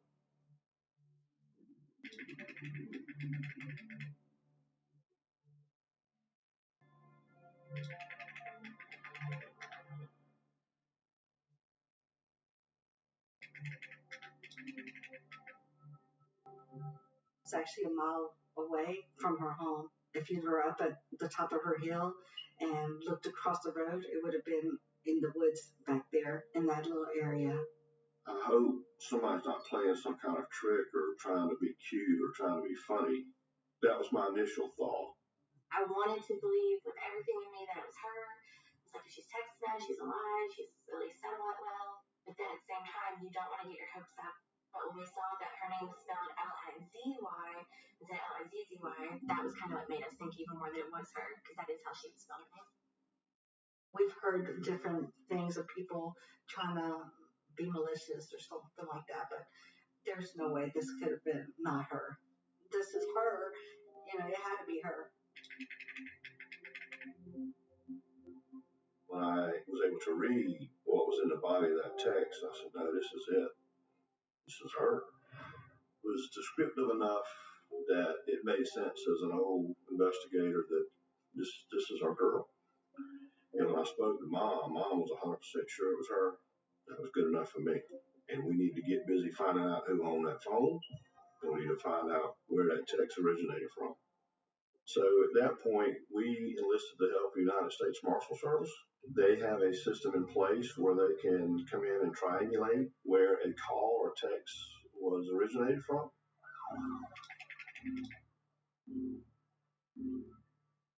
That is not too far from where we are. The hole in the ground part, I did not quite understand what she meant by that. I'm thinking, is it like an abandoned house that has like a cellar, like bombs? I'm like, who is this person?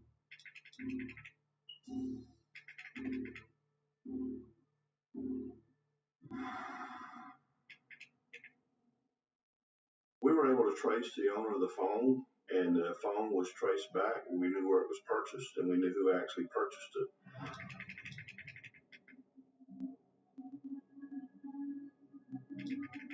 I didn't know Vincent Figall prior to this investigation. I was advised by one of my other investigators that we had an active criminal sexual assault warrant for Vincent Figall, and that they had been trying to locate him to place him under arrest for that warrant.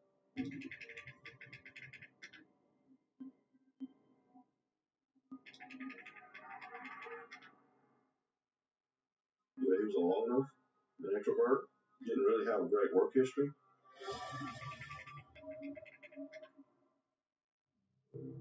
Close to Charm Hill, we went to the home where Vincent Figall resided with his then girlfriend. After searching that area and interviewing her, I was convinced that we were looking for Vincent Figall.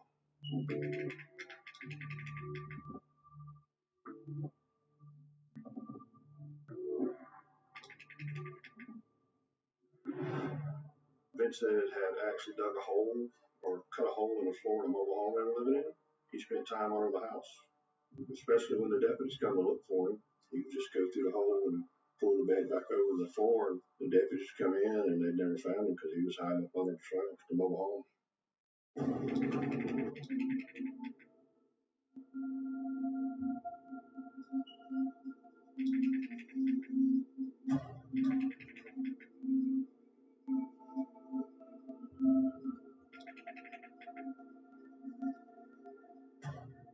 I was terrified because she led us to some bunkers that he had dug on their property, one that he had filled in, another one he was still in the process of digging. So we're searching above ground for clues and evidence, and it never crossed my mind until we developed the suspect. Okay, he's committed an abduction. He has Elizabeth underground. My fear was the one was already filled in the backyard, and he filled this one in and he got away. Were we too late to save her?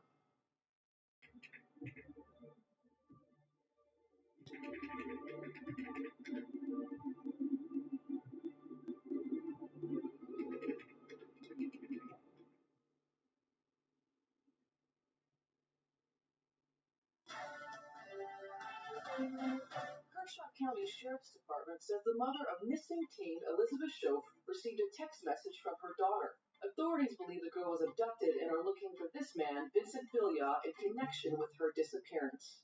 I'm like scared because I'm like, does this person know that like she sent the text message now? Like if he sees that, what is gonna happen?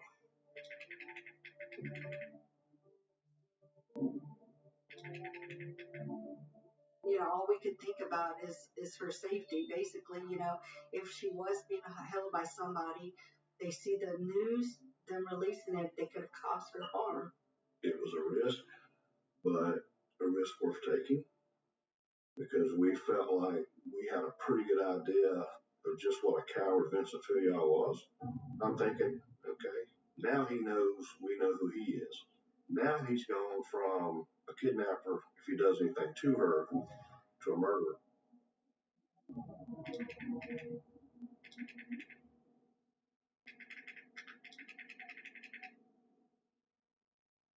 As soon as it was daylight enough, we started out in a line search, and there were several of us on the line. I was just on the end of the line, and we'd only been in the woods a short period of time when I thought I heard something. So I made everybody stop, and I heard it over and over. At that point, we shifted towards where the voice was coming from, and we were pretty close to it, and we were mindful that there were supposed to be bombs in the area. When I first heard the voice yelling, I remember thinking to myself, God, let this be her. Let her be her. Let her be okay. I just recall breaking the wood line and seeing Elizabeth standing at the top of the hill at the mouth of the bunker. So I went up to her and hugged her neck. And we got her out of there. And I just recall turning around behind her and seeing what looked like the mouth of hell.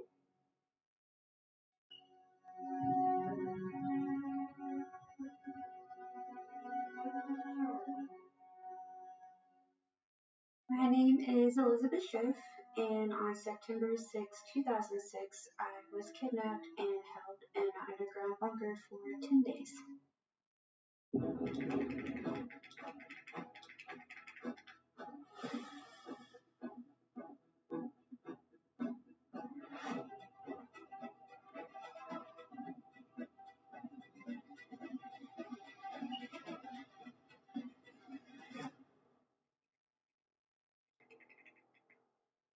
I tended to be one of the last few people off of the bus.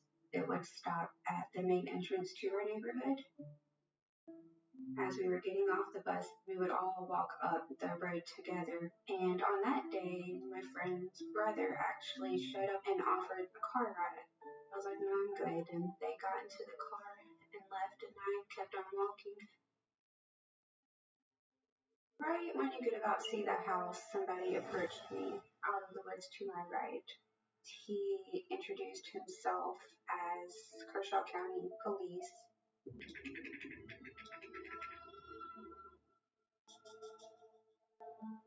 He told me that there was marijuana out on our property, and the other police had my brother with them. And almost immediately when he mentioned my brother, I was concerned if my brother was okay. So I agreed to approach him, and then he immediately placed handcuffs on me and then had this little rope with a device, told me it was a bomb, and put it around my neck. And told me that if I did anything out of line that we could easily use the bomb. And then he began to walk me into the woods. I had a gut feeling that I had made a bad decision. When I would continue to ask him where the police were or where my brother was, he had said that I was a smart girl and I probably should have already figured it out. He asked me if I was a virgin. He told me that he had kidnapped me. We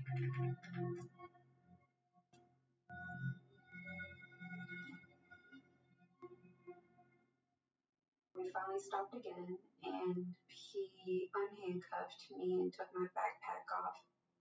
I thought that was where he was going to rape me and kill me, but he reached towards the ground and picked up this door. Had no clue it was even there. It was more or less just like a wooden plank covered in leaves, blended or camouflaged really well with the ground. All I could see was this big black hole and what looked like a handmade ladder out of sticks going down into it. I had no clue what I was about to get into. I didn't know if this was my grave. I wasn't sure.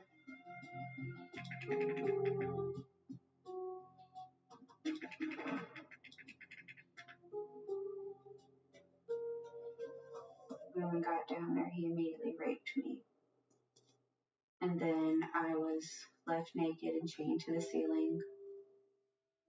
So the chain was actually wrapped around my neck and then locked with a little padlock and hooked to the ceiling right above the bed, so I would even sleep with it. The walls were all dirt. There was shelves and bed, like everything was made with sticks, twine, whatever need be. Everything was battery operated, and he had a portable television that we would watch. But between then, it was either being raped or trying to have a conversation with him. He eventually told me that he was Vincent. I would ask him, why are you doing this? I found out that he was actually watching a lot of the girls around our neighborhood, and the way our driveway was, and with me being by myself, I was just the easiest one. Definitely things were very hostile. I more or less had to be quiet. If I started to cry or get upset, he would threaten me. He would go to sleep, and I would just sit there and ponder as to what I could possibly do to get out of the situation. I was just kind of hopeless those first few days. He had a knife, a machete. He had a taser, and what I thought was an actual pistol, come to find out was a pellet pistol. I had the idea of using his pellet pistol on him. I would make sure that he was in a deep sleep.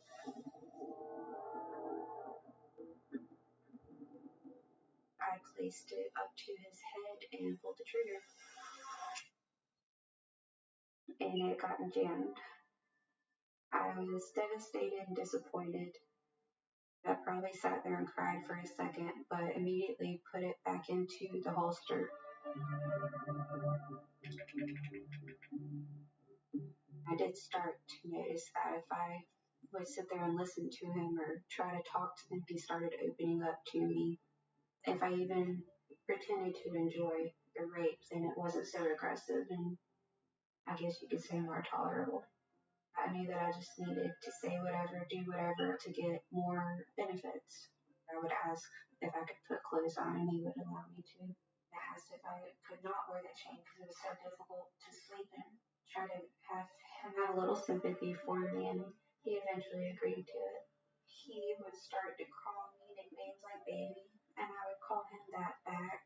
He would tell me he loved me, I'd tell him I loved him. Every day my story was on television, watching my mom, my sister, and my aunts beg for me. I just knew I couldn't give up. In the evenings, we would walk through the woods to this pretty much hole in the ground that collected water.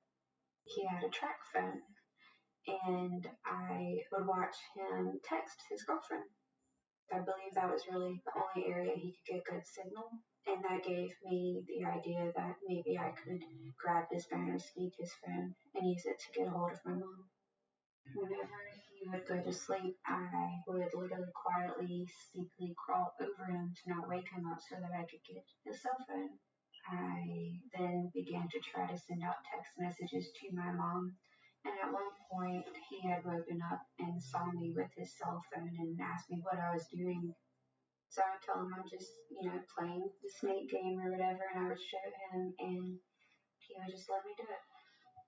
Some messages were short, some were long. I would more or less text her who this was, like, hey, it's Lizzie, this is where I'm at, get the police, there's bombs. With his phone, you had to press the numbers for each digit, like A, B, C, D, E, F, and spell out each word.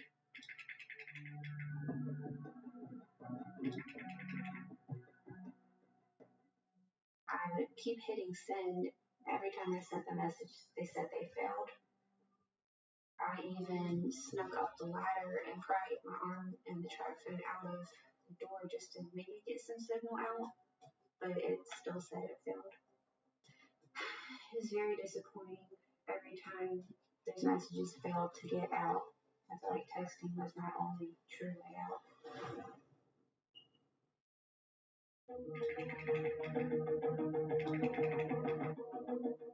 So little did he know I was actually sending text messages out to my mom. I felt like that was my only true hope to let them know where I was. And I would keep hitting send, and every time I sent the message, they said they failed.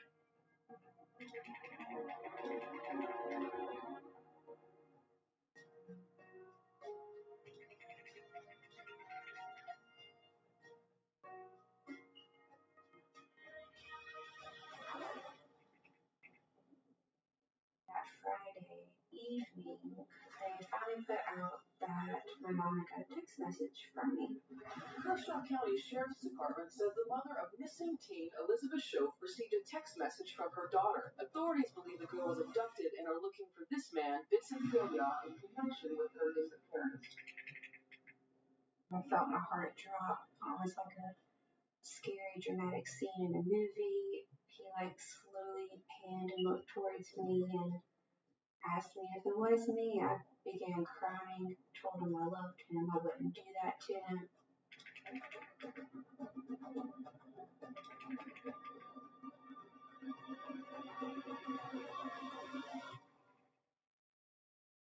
I could slowly see that he was scared. He didn't know what to do. He would even ask me, what did I recommend?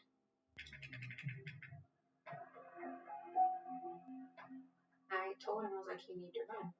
Get away while you can so they don't catch you, and then I can come to you afterwards. I'll find you, and then we'll go live our happily ever after.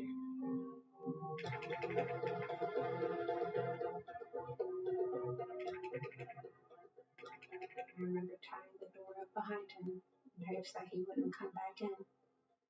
After that, I prepared to leave that bunker. I knew not to leave that night because I still didn't have an idea of where I was, didn't know where he was, if he was going to be waiting for me into the woods, and I went to sleep.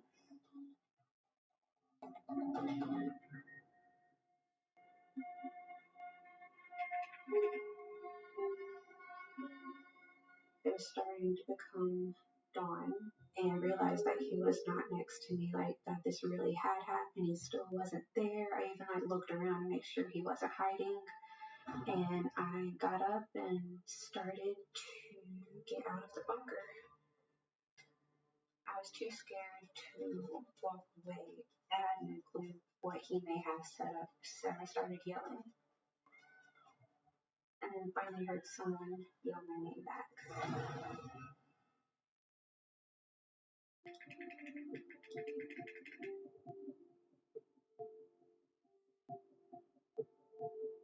There was a lot of relief. He reassured me that he had been looking for me for a long time, and they began checking out the bunker, seeing if Vincent was still there. I told them he was long gone, he had weapons, that you needed to go find him. I warned them that there were bombs down in there. I didn't want anybody getting hurt. The bunker, think of the worst place you've ever been in your life and then magnify that 100 times. While I can't describe the smell, I'll never forget it either. You had dirt walls and there's roots growing out of the side of them, close quarters, dark, dingy, smelly. How do you go through hell like that for 10 days and just come out on the other side as strong as she did? Her strength, and her courage. That's how she did it. There's no playbook to tell her what she should have done down there. There may be one now because she made all the right moves down there.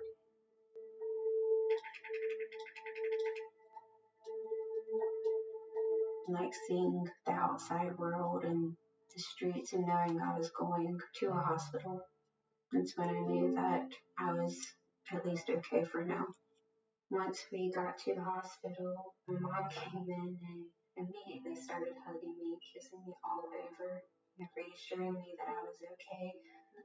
My dad came in and no one was supposed to touch me. We hadn't done the exams yet, so he was trying to abide by the rules, but I pulled him in and hugged him and kissed him. And I think I asked both of them, like, if my brother Donnie was okay, where was he? Because Vincent was still on the loose. They hadn't found him yet, and I was still terrified that he was going to try to get me or get to my family.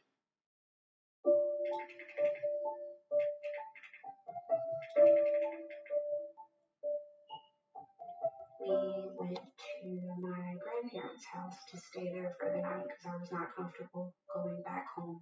Had no clue where he was. A lot of my family was there to greet me, and it was so overwhelming when I walked in. I immediately had to go upstairs and just kind of get away from the attention. And slowly everyone came up and said their hellos and hugs and kisses. It was just awesome. We just hugged and I couldn't give her enough kisses. It would cover up her face. It was a good moment. We hugged for probably the longest we've ever hugged, and it was just a great feeling. I remember one of the first things she asked me for was some Ben and Jerry's ice cream, so I went to the store and got her some ice cream. Honestly, she just,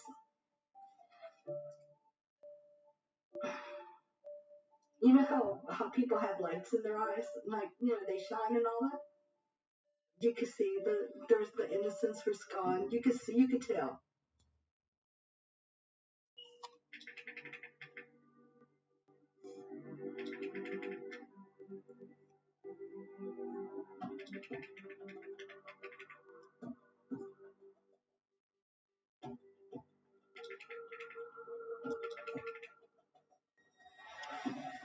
Vincent comes upon a lady that works at one of the local restaurants close by and pulled a knife on this person and says, I want your keys. She said, no, I know who you are. I'm not giving you my keys. At that point, he ran off and she was able to call. When the tracking team received this call, they were able to respond. They were on top of him pretty quickly after that.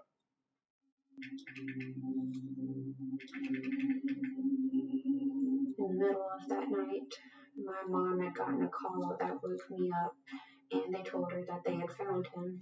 And I remember her telling me they got him, and I said, thank God, and just went right back to sleep. I interviewed Vincent Figall the morning he was apprehended. I never got any sense of remorse at any time from Vincent Figall. His mindset is everybody's wrong and I'm the victim. He went so far as to blame the sheriff's office. He blamed Elizabeth. He blamed everyone but himself.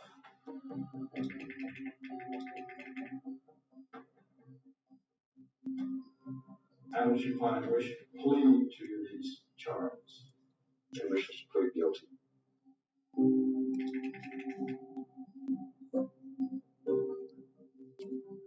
Because of what he did to me, I suffer from PTSD. You know, I fought depression, anxiety, sleep disorders, you name it. After those 10 days, I definitely wasn't the same little girl anymore.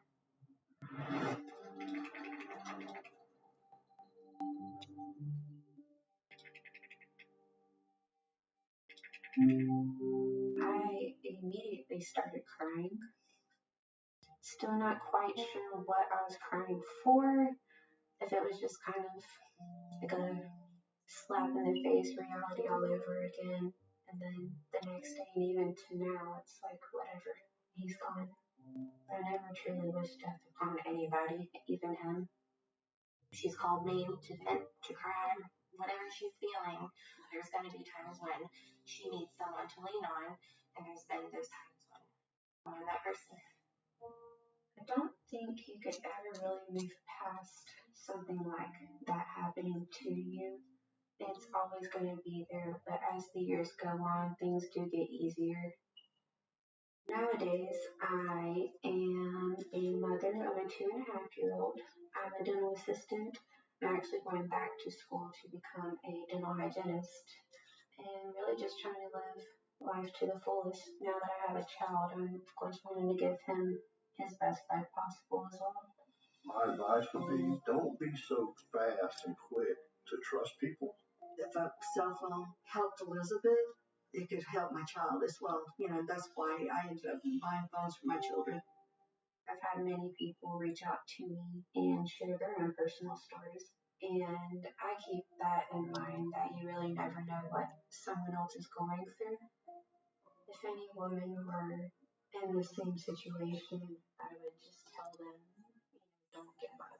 Keep thinking, keep trying, keep reaching out or find a way. Just don't lose hope.